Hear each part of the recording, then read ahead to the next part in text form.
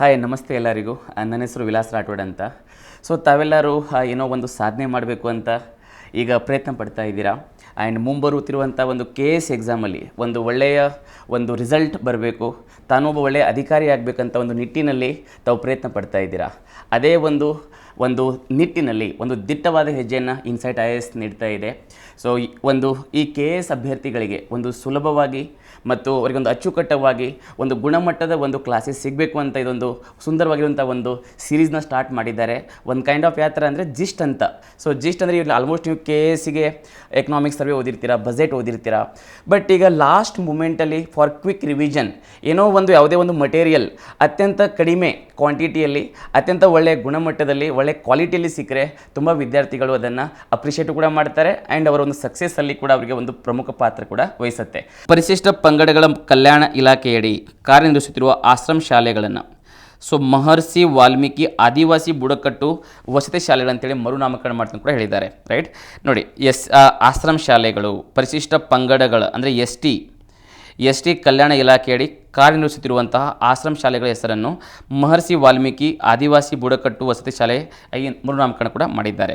And 1ರಿಂದ 5ನೇ ತರಗತಿಯವರೆಗೆ ಕಾರ್ಯನಿರ್ವಹಿಸುತ್ತಿರುವ ಎಲ್ಲ ಶಾಲೆಗಳಲ್ಲಿ 6ನೇ ತರಗತಿನ ಪ್ರಾರಂಭಿಸಲಾಗುವುದು. ಸೊ ಎಲ್ಲೆಲ್ಲಿ ಗೌರ್ಮೆಂಟ್ ಸ್ಕೂಲ್ಗಳಲ್ಲಿ 5ನೇ ಕ್ಲಾಸ್ ತನಕ ಮಾತ್ರ ಸ್ಕೂಲ್ಗಳಿದ್ದಾವೆ, ಅದನ್ನು 6ನೇ ಕ್ಲಾಸ್ವರೆಗೆ ನಾವು ಅದನ್ನು ಎಕ್ಸ್ಟೆಂಡ್ ಮಾಡ್ತೀವಿ ಅಂತ ಕೂಡ ಹೇಳಿದ್ದಾರೆ. ಆ್ಯಂಡ್ ಇನ್ನೊಂದು ಎಲ್ಲೆಲ್ಲಿ 1ರಿಂದ 7th ಕ್ಲಾಸಸ್ ಇದ್ದಾವೋ ಅದನ್ನು 8ನೇ ಕ್ಲಾಸಿಗೆ ಮತ್ತು ಅದನ್ನು ಅಂದರೆ 8th ಕ್ಲಾಸ್ವರೆಗೆ ಅದನ್ನು ಹೆಚ್ಚಿಗೆ ಮಾಡ್ತೀನಿ ಕೂಡ ಇದರಲ್ಲಿ ಹೇಳಲಾಗಿದೆ. ರೈಟ್, ತುಂಬ ಇಂಪಾರ್ಟೆಂಟ್. ಆ್ಯಂಡ್ ನೆಕ್ಸ್ಟ್ ನೋಡಿ, IISc Indian institute of science, IIT Indian institute of technology, NIT national institute of technology, NIT IIT IISc ಸಂಸ್ಥೆಗಳ ಮೂಲಕ ಆರ್ಟಿಫಿಷಿಯಲ್ ಇಂಟೆಲಿಜೆನ್ಸ್, ತುಂಬ ನ್ಯೂಸ್ ಆಗಿದೆ ಗೊತ್ತಿರಲಿ, AI artificial intelligence and machine learning ಮುಂತಾದ 6ರಿಂದ 12 ತಿಂಗಳ ಅವಧಿಯ ವೃತ್ತಿಪರ ತರಬೇತಿ ಕೋರ್ಸ್ಗಳಲ್ಲಿ ಭಾಗವಹಿಸುವ ಪರಿಶಿಷ್ಟ ಪಂಗಡಗಳ 200 ಇಂಜಿನಿಯರಿಂಗ್ ಪದವೀಧರರಿಗೆ 15,000 ರೂಪಾಯಿಗಳ ಶಿಷ್ಯ ವೇತನ ನೀಡಲಾಗುವುದು. ಈಗ AI ಕಲಿಯಾಕಂತ ಇವಾಗ ಸರ್ಕಾರ ನಿಮಗೆ ತರಬೇತಿ ಕೂಡ ಇದು ಶಿಷ್ಯ ವೇತನ ಸ್ಕಾಲರ್ಶಿಪ್ ಕೂಡ ಕೊಡ್ತಾರೆ. ರೈಟ್. ಸೊ ಡ್ರೋನ್ ಆಧಾರಿತ ಫೋಟೋಗ್ರಾಫಿ ಇವಾಗಂತೂ ಫೇಮಸ್ ಆಗಿದೆ. ಇವಾಗ ಡ್ರೋನ್ ಆಧಾರಿತ ಫೋಟೋಗ್ರಾಫಿ ಎಲ್ಲ ಕಡೆ ವೆಡ್ಡಿಂಗಲ್ಲಿ ಪ್ರೀ ವೆಡ್ಡಿಂಗ್ ಆಗಿರ್ಬೋದು, ಡ್ಯೂರಿಂಗ್ ದ ವೆಡ್ಡಿಂಗ್ ಆಗಿರ್ಬೋದು, ಈಗೆಲ್ಲ ಫೋಟೋಗ್ರಾಫಿ ಇದರಿಂದ ಆಗ್ತಾ ಇದೆ, ಈಗ ಡ್ರೋನ್ ಮುಖಾಂತರನೇ ಆಗ್ತಾ ಇದೆ. ಸೊ ಡ್ರೋನ್ ಆಧಾರಿತ ಫೋಟೋಗ್ರಾಫಿ ಮತ್ತು ವಿಡಿಯೋಗ್ರಾಫಿ ಮೂಲಕ ಸಾಮಾಜಿಕ ಜಾಲತಾಣಗಳಲ್ಲಿ ಉದ್ಯೋಗ ಪಡೆಯಲು ಪರಿಶಿಷ್ಟ ಪಂಗಡದ ಅಂದರೆ STದವರಿಗೆ ಪರಿಶಿಷ್ಟ ಪಂಗಡದ ಯುವಕ ಯುವತಿಯರಿಗೆ ಡ್ರೋನ್ ತರಬೇತಿ ನೀಡಲಾಗುವುದು. ಈ ಡ್ರೋನ್ ತರಬೇತಿ ಕೊಡ್ತೀವಿ ಅಂತ ಹೇಳಿದ್ದಾರೆ. ಆ ಡ್ರೋನ್ ತರಬೇತಿಯಲ್ಲಿ ಈಗ ನಮಗೆ ಪ್ರತಾಪ್ ಅಂತ ಗೊತ್ತಿದ್ದಾರೆ, ನಿಮಗೆ ಮಂಡ್ಯ ಪ್ರತಾಪ್ ಅವರು. ರೈಟ್. ಸೊ ಅವರು ಕೂಡ ತುಂಬ ಎಕ್ಸ್ಪರ್ಟ್ ಡ್ರೋನಲ್ಲಿ. ಸೊ ಅದೇ ರೀತಿಯಾಗಿ ಈಗ ಡ್ರೋನಲ್ಲಿ ನಿಮಗೆ ತರಬೇತಿಯನ್ನು ಕೊಟ್ಟು ನಿಮಗೆ ಡ್ರೋನ್ ಇದರಲ್ಲಿ ಒಂದು ಡಿಜಿಟಲ್ ಮಾರ್ಕೆಟಲ್ಲಿ ಅಂದರೆ ಡ್ರೋನ್ ಆಧಾರಿತ ಫೋಟೋಗ್ರಾಫಿ ಮಾಡೋದಾಗಿರ್ಬೋದು, ಡ್ರೋನ್ ಆಧಾರಿತ ವಿಡಿಯೋಗ್ರಾಫಿ ಮಾಡೋದಾಗಿರ್ಬೋದು, ಅದರಲ್ಲಿ ಎಂಪ್ಲಾಯ್ಮೆಂಟ್ ಸೃಷ್ಟಿ ಮಾಡುವಂಥ ಒಂದು ದೃಷ್ಟಿಕೋನ ಕೂಡ ಇದೆ. ಯಾರಿಗೆ? ಇದು STದವರಿಗೆ, ಸ್ಕೆಡ್ಯೂಲ್ಡ್ ಟ್ರೈಬ್ಸ್ದವರಿಗೆ. ರೈಟ್. ನೆಕ್ಸ್ಟ್ ನೋಡಿ, ಪರಿಶಿಷ್ಟ ಪಂಗಡದ ಕೊರಗ, ಜೇನು ಕುರುಬ, ಯರ್ವ, ಕಾಡು ಕುರುಬ, ಸೋಲಿಗ, ಗೊಂಡ, ಸಿದ್ದಿ, ಮಲಾಯ್ಕುಡಿ, ಕುಡಿಯ ಮತ್ತು ಹಸಲರು, ಗೌಡಲು ಆ್ಯಂಡ್ ಬೆಟ್ಟ ಕುರುಬ, ಹಕ್ಕಿ ಪಿಕ್ಕಿ, ಇವ್ರು ತುಂಬ ನ್ಯೂಸ್ದಾಗೆ ಹಕ್ಕಿ ಪಿಕ್ಕಿ ಈಗ because of their hair oil, ಆ ಹೇರ್ ಆಯಿಲ್ ತುಂಬ ನ್ಯೂಸ್ದಾಗಿದ್ದಾರೆ ಹಕ್ಕಿ ಪಿಕ್ಕಿ. ಸೊ ಈರುಳಿಗ, ರಾಜ್ಗೊಂಡ ಆ್ಯಂಡ್ ಹರಿಣಿ ಶಿಕಾರಿ ಅಂತೇಳಿ ಮುಂದೆ 23 ಅಲೆಮಾರಿ ನಮ್ಮ ಕರ್ನಾಟಕದಲ್ಲಿ ಕಂಡು ಬರ್ತಾರೆ. ಅದು ತುಂಬ ನ್ಯೂಸ್ದಾಗಿರೋದು ಅಂದರೆ ಹಕ್ಕಿ ಪಿಕ್ಕಿ ತುಂಬ ನ್ಯೂಸ್ದಾಗಿದ್ದಾರೆ. ಇವರು ಮೈಸೂರು ಸುತ್ತಮುತ್ತ ಕಂಡು ಬರ್ತಾರೆ. ಈ ಕಡೆ ನಮ್ಮ ವೆಸ್ಟರ್ನ್ ಘಾಟ್ಸಲ್ಲಿ ಕಂಡು ಬರುವಂಥ ಒಂದು ಟ್ರೈಬಲ್ ಪೀಪಲ್, ಆದಿವಾಸಿ ಜನಾಂಗ. ಆ್ಯಂಡ್ ನೋಡಿ, ಇವರು ಹಕ್ಕಿ ಪಿಕ್ಕಿ ಟ್ರೈಬ್ಸ್ ಯಾಕೆ ನ್ಯೂಸ್ ಆಗಿದ್ದಾರೆ ಅಂದರೆ because of hair oil. Right. So ಅದೇ ರೀತಿಯಾಗಿ ಇವಾಗ ಕೊರಗ ಮತ್ತು ಜೇನು ಕುರುಬ ಯಾಕೆ ಇಂಪಾರ್ಟೆಂಟ್ ಅಂದರೆ, ಸೊ ಇವರು PVTG ಅಂತ ಘೋಷಣೆ ಆಗಿದೆ. ರೈಟ್. ನೋಡಿ, ಇವರನ್ನು PVTG ಗುಂಪಿನಲ್ಲಿ ಇವ್ರನ್ನ ಆಯ್ಕೆ ಮಾಡಲಾಗಿದೆ. PVTG ಅಂದರೆ ನೋಡಿ ಗೊತ್ತಿರಲಿ, ಪರ್ಟಿಕ್ಯುಲರ್ಲಿ ವಲ್ನರೇಬಲ್ ಟ್ರೈಬಲ್ ಗ್ರೂಪ್ ಅಂತ. So particularly vulnerable tribal group ಅಂದರೆ ಅತ್ಯಂತ ಹಿಂದುಳಿದಿರುವಂತಹ ಬುಡಕಟ್ಟು ಸಮುದಾಯ ಅಂಥೇಳಿ. ಸೊ ಇಲ್ಲಿಯವರೆಗೆ ಇದರಲ್ಲಿ ಒಟ್ಟು 75 ಗುಂಪುಗಳನ್ನು ಆಯ್ಕೆ ಮಾಡಿದ್ದಾರೆ PVTGಯಲ್ಲಿ. ಆ 75 ಗುಂಪಿನಲ್ಲಿ 2 ಕರ್ನಾಟಕದಿಂದ ಆಯ್ಕೆ ಆಗಿದ್ದಾವೆ. ಒಂದು ಕೊರಗ ಮತ್ತು ಜೇನು ಕುರುಬ ಅಂತೇಳಿ ಕರ್ನಾಟಕದಿಂದ ಆಯ್ಕೆಯಾಗಿರುವಂತಹ ಬುಡಕಟ್ಟು ಜನಾಂಗ ತುಂಬ ಇಂಪಾರ್ಟೆಂಟ್. ಸೊ ಏಕಲವ್ಯ ಮಾದರಿಯ ಪ್ರತಿ ವಸತಿ ಶಾಲೆಯಲ್ಲಿ 20 ಸೀಟುಗಳನ್ನು ಮೀಸಲಿರಿಸಿ ಪ್ರವೇಶ ಪರೀಕ್ಷೆಯಿಂದ ವಿನಾಯಿತಿ ನೀಡಿ ನೇರ ಪ್ರವೇಶ ಕಲ್ಪಿಸಲಾಗುವುದು ಅಂತ ಕೂಡ ಇದರಲ್ಲಿ ಹೇಳಲಾಗಿದೆ. ಸೊ ಪಡಿತರ ಚೀಟಿ ಮುಂತಾದ ಸರ್ಕಾರಿ ಶಾಲೆಗಳನ್ನು ಒದಗಿಸಲು ವಿಶೇಷ ಕೋಶವನ್ನು 3 ಕೋಟಿ ರೂಪಾಯಿ ವೆಚ್ಚದಲ್ಲಿ ತಾತ್ಕಾಲಿಕ 1 ವರ್ಷದ ಅವಧಿಗೆ ಸ್ಥಾಪಿಸಲಾಗುವುದು. ರೈಟ್. ಸೊ ಜಸ್ಟ್ ನೋಡಿ, ನಿಮಗೆ PVTG ಬಗ್ಗೆ ಎಡಿಷನಲ್ ಇನ್ಫಾರ್ಮೇಷನ್ ಕೊಟ್ಟಿದ್ದೀವಿ. PVTG ತುಂಬ ಇಂಪಾರ್ಟೆಂಟ್ ಇದು ನಿಮ್ಮ ಎಕ್ಸಾಮಿಗೆ. So particularly vulnerable tribal group ಅಂತೇಳಿ. ಸೊ ನಮ್ಮ ಇಂಡಿಯಾದಲ್ಲಿ ಇವಾಗ 2011 ಒಂದು ಜನಗಣತಿಯ ಪ್ರಕಾರ, ಯಾಕಂದರೆ 2021 ಜನಗಣತಿ ಆಗದೇ ಇರುವುದರಿಂದ 2021 ಜನಗಣತಿ ಯಾಕೆ ಆಗಿಲ್ಲ ಅಂದರೆ because of COVID-19 pandemic. So ಇವಾಗ ನಮ್ಮ ಹತ್ರ ಡಾಟಾ ಇರೋದು 2011 ಜನಗಣತಿಯ ಪ್ರಕಾರ. ಸೊ 2011 ಪ್ರಕಾರ ಜನಗಣತಿಯ ಪ್ರಕಾರ ಟೋಟಲ್ ಪಾಪ್ಯುಲೇಷನ್ ಆಫ್ ಇಂಡಿಯಾ ಎಷ್ಟಿದೆ ಅಂದರೆ 121 crores ಇದೆ. ಆ 121 crores ಜನಸಂಖ್ಯೆಯಲ್ಲಿ ಟ್ರೈಬಲ್ ಪಾಪ್ಯುಲೇಷನ್ ಜನಸಂಖ್ಯೆ ಅಥವಾ ಟ್ರೈಬಲ್ ಪಾಪ್ಯುಲೇಷನ್ ಅಥವಾ ಬುಡಕಟ್ಟು ಸಮುದಾಯದ ಜನಸಂಖ್ಯೆ ಎಷ್ಟಿದೆ ಅಂದರೆ 10.4 crores ಇದೆ. 10 ಕೋಟಿ 40 ಲಕ್ಷ ಇದೆ. ಆ 10 ಕೋಟಿಯಲ್ಲಿ ರೈಟ್ ಅಂದರೆ PVTG ಎಷ್ಟು ಅಂದರೆ 75 ಗುಂಪುಗಳು ಇದ್ದಾವೆ. ರೈಟ್. ಸೊ ಗೊತ್ತಿರಲಿ, ಟೋಟಲ್ ಜನಸಂಖ್ಯೆಯಲ್ಲಿ ಸೊ ಟ್ರೈಬಲ್ ಪಾಪ್ಯುಲೇಷನ್ ಬುಡಕಟ್ಟು ಸಮುದಾಯ ಜನಸಂಖ್ಯೆ ಎಷ್ಟಿದೆ ಅಂದರೆ 10.4 ಇದೆ. ಆ 10.4ಅಲ್ಲೇ ಸೊ ಇವಾಗ 75 PVTGಗಳು ಇದ್ದಾವೆ. ರೈಟ್. ತುಂಬ ಇಂಪಾರ್ಟೆಂಟ್ ಪಾಯಿಂಟ್ ಇದು. ನೆಕ್ಸ್ಟ್ ಪಾಯಿಂಟ್ ನೋಡಿ, ಈ PVTG ಕಾನ್ಸೆಪ್ಟ್ ಫಸ್ಟ್ ಟೈಮ್ ಯಾರು ರೆಕಮೆಂಡ್ ಮಾಡ್ತಾರೆ ಅಂದರೆ ಒಂದು ಕಮಿಷನ್, ಯಾವುದು ದೇಬರ್ ಕಮಿಷನ್ ಅಂತೇಳಿ ರೆಕಮೆಂಡ್ ಮಾಡಿರ್ತಾರೆ, ನಿಮ್ಗೆ ಗೊತ್ತಿರುವಂಥ ವಿಷಯ. ಆ್ಯಂಡ್ ದೇಬರ್ ಕಮಿಷನ್ ಅವರು ಮುಂಚೆ PTG ಅಂತ ಡಿಕ್ಲೇರ್ ಮಾಡಿರ್ತಾರೆ, ಘೋಷಣೆ ಮಾಡಿರ್ತಾರೆ PTG ಅಂತೇಳಿ. ಆದರೆ 2006ರಲ್ಲಿ ಅದನ್ನು PVTG ಅಂತ ಮರುನಾಮಕರಣ ಆಗುತ್ತೆ. ರೈಟ್. ಆ್ಯಂಡ್ ಇಲ್ಲಿ PVTG ಅಂತ ಕರಿಬೇಕಂದ್ರೆ ಅದರ ಬೇಸಿಕ್ ಕ್ಯಾರೆಕ್ಟರಿಸ್ಟಿಕ್ಸ್ ಏನು, ಒಂದು ಪ್ರೈಮರಿ ಅಥವಾ ಪ್ರಾಥಮಿಕ ಗುಣಲಕ್ಷಣ ಏನಂದರೆ ಒಂದು ಹೋಮೋಜಿನಸ್ ಅಂದರೆ ಒಂದೇ ಥರ ಕಾಣಿಸ್ತಿರ್ತಾರೆ. ಆ್ಯಂಡ್ ಸ್ಮಾಲ್ ಪಾಪ್ಯುಲೇಷನ್, ಜನಸಂಖ್ಯೆ ತುಂಬ ಕಡಿಮೆ ಇರುತ್ತೆ. ಸೊ ಲಿಟರಲಿ ಫಿಸಿಕಲ್ ಐಸೋಲೇಟೆಡ್ ಅಂದರೆ ಭೌತಿಕವಾಗಿ ಅವರು ಬೇರ್ಪಟ್ಟಿರ್ತಾರೆ. ಮತ್ತು ಅಬ್ಸೆನ್ಸ್ ಆಫ್ ರಿಟರ್ನ್ ಲ್ಯಾಂಗ್ವೇಜ್ ಅಂದರೆ ಒಂದು ಲಿಪಿ ಅಥವಾ ಒಂದು ರಿಟರ್ನ್ ಲ್ಯಾಂಗ್ವೇಜ್ ಅವ್ರು ಕಂಡು ಬರೋಂಗಿಲ್ಲ ಅವರಲ್ಲಿ. ಆ್ಯಂಡ್ ರಿಲೇಟಿವ್ಲಿ ಸಿಂಪಲ್ ಟೆಕ್ನಾಲಜಿ, ಅತ್ಯಂತ ಹಳೆಯ ಒಂದು ತಂತ್ರಜ್ಞಾನವನ್ನು ಅವರು ಉಪಯೋಗ ಮಾಡ್ತಿರ್ತಾರೆ. And slower rate of change ಅಂದರೆ ಅವರು ಇಮಿಡಿಯೇಟ್ಲಿ ಚೇಂಜ್ ಆಗಲ್ಲ ಅಂತ. ಯಾವ ರೀತಿಯಾಗಿ ವೆಸ್ಟರ್ನ್ ಕಲ್ಚರ್ದಿಂದ ಅವರು ಅಷ್ಟೊಂದು ಬದಲಾವಣೆಗೆ ಒಳಗಾಗುವುದಿಲ್ಲ ಅಂತ ಗೊತ್ತಿರಬೇಕು. These are the some important characteristics or features of PVTG. So ಇದೇ ಟೋಟಲ್ ಇಂಡಿಯಾದಲ್ಲಿ 75 PVTGಗಳಿದ್ದಾವೆ. ಆ 75 PVTGಯಲ್ಲಿ ಅತಿ ಹೆಚ್ಚು PVTG ಯಾವುದಂದರೆ ಒಡಿಶಾ. ಸೊ ಒಡಿಶಾ ಸ್ಟೇಟ್, ಒಡಿಶಾ ಒಂದರಲ್ಲೇ 13 PVTGಗಳಿದ್ದಾರೆ. ರೈಟ್. ಟೋಟಲ್ 75ದಲ್ಲಿ 13 PVTGಯಲ್ಲಿ ಕಂಡುಬರ್ತಾರೆ ಅಂದರೆ ಒಡಿಶಾದಲ್ಲಿ. ಆ್ಯಂಡ್ ಸೆಕೆಂಡ್ ಹೈಯೆಸ್ಟ್ ಆಂಧ್ರ ಪ್ರದೇಶದಲ್ಲಿದೆ. ಆಂಧ್ರ ಪ್ರದೇಶ ಮತ್ತು ತೆಲಂಗಾಣ ಎರಡೂ ಸೇರಿಕೊಂಡು 12 PVTGಗಳಿದ್ದಾರೆ. ಆ್ಯಂಡ್ ನಮ್ಮ ಕರ್ನಾಟಕದಲ್ಲಿ 2 PVTGಗಳಿದ್ದಾರೆ, ಇಬ್ಬರಿದ್ದಾರೆ PVTGಗಳು ಕರ್ನಾಟಕದಲ್ಲಿ. ಆ ಇಬ್ಬರು ಯಾರಂದರೆ ಜೇನು ಕುರುಬ ಮತ್ತು ಕೊರಗ ಅಂತೇಳಿ. ನೋಡಿ, ಕರ್ನಾಟಕದಲ್ಲಿ ಇಬ್ಬರಿದ್ದಾರೆ. ಸೊ ಕೊರಗ ಮತ್ತು ಜೇನು ಕುರುಬ ತುಂಬ ಇಂಪಾರ್ಟೆಂಟ್. ಟೋಟಲಿ 75 PVTG, ಅದರಲ್ಲಿ ಕರ್ನಾಟಕದಲ್ಲಿ ಇಬ್ಬರಿದ್ದಾರೆ, ಯಾರು ಕೊರಗ ಮತ್ತು ಜೇನು ಕುರುಬ ಅಂತೇಳಿ. ಸೊ ನೆಕ್ಸ್ಟ್ ನೋಡಿ, ಹಿಂದುಳಿದ ವರ್ಗಗಳ ಕಲ್ಯಾಣ ಇಲಾಖೆಯಡಿ ಕಾರ್ಯನಿರ್ವಹಿಸುತ್ತಿರುವ ಆಶ್ರಮ ಶಾಲೆಗಳನ್ನು ಡಿ ದೇವರಾಜು ಅರಸು ವಸತಿ ಶಾಲೆಗಳೆಂದು ಮರುನಾಮಕರಣ ಮಾಡಲಾಗುವುದು. ರೈಟ್. ಆ್ಯಂಡ್ ದೇಶದ ಪ್ರತಿಷ್ಠಿತ ಇಂಜಿನಿಯರಿಂಗ್ ಮತ್ತು ವೈದ್ಯಕೀಯ ಶಿಕ್ಷಣ ಸಂಸ್ಥೆಗಳಲ್ಲಿ ಪ್ರವೇಶ ಪಡೆಯಲು ಪ್ರಸಕ್ತ ಸಾಲಿನಲ್ಲಿ 500 ಪ್ರತಿಭಾವಂತ ವಿದ್ಯಾರ್ಥಿಗಳಿಗೆ ಪ್ರತಿಷ್ಠಿತ ತರಬೇತಿ ಸಂಸ್ಥೆಗಳಿಂದ 2 ವರ್ಷಗಳ JEE ಮತ್ತು NEET ತರಬೇತಿಯನ್ನು ಕೂಡ ನೀಡುತ್ತೆ ಅಂತ ಇದರಲ್ಲಿ ಹೇಳಲಾಗಿದೆ. ರೈಟ್. ಆ್ಯಂಡ್ ತುಂಬ ಇಂಪಾರ್ಟೆಂಟ್ ಪಾಯಿಂಟ್ ಇನ್ನೊಂದೇನೆಂದರೆ ಸೊ 50 ಮುರಾರಿ ದೇಸಾಯಿ ವಸತಿ ಶಾಲೆಗಳನ್ನು ಕೂಡ ಪ್ರಾರಂಭ ಮಾಡ್ತೀನಿ ಅಂತ ಹೇಳಿದ್ದಾರೆ. ಆ್ಯಂಡ್ 100 ಹೊಸ ಮೌಲಾನಾ ಆಜಾದ್ ಶಾಲೆಗಳನ್ನು ತೆರೆಯಲಾಗುವುದು. ರೈಟ್. ಇವೆಲ್ಲ ನಿಮಗೆ ಎಲ್ಲಿ ಹೆಲ್ಪ್ ಆಗುತ್ತೆ ಅಂದರೆ ನಿಮಗೆ ಮೇನ್ಸಿಗೆ ತುಂಬ ಹೆಲ್ಪ್ ಆಗುತ್ತೆ. ಎಲ್ಲೆಂದರೆ ಸೋಷಿಯಲ್ ಡೆವಲಪ್ಮೆಂಟ್, ಒಂದು ಸಾಮಾಜಿಕ ಭದ್ರತೆ ಮತ್ತು ಸಾಮಾಜಿಕ ಅಭಿವೃದ್ಧಿಗೆ ಕರ್ನಾಟಕ ಸರ್ಕಾರ ತೆಗೆದುಕೊಂಡಿರುವಂಥ ಒಂದು ಕ್ರಮಗಳು, ಅಲ್ಲಿ ಏನಾದರೂ ಕ್ವಶನ್ ಕೇಳಿದ್ರೆ ಇವೆಲ್ಲ ತುಂಬ ಇಂಪಾರ್ಟೆಂಟ್ ಪಾಯಿಂಟ್ಸ್ ನಿಮಗೆ ಮೇನ್ಸ್ ಆನ್ಸರಿಗೆ. ರೈಟ್.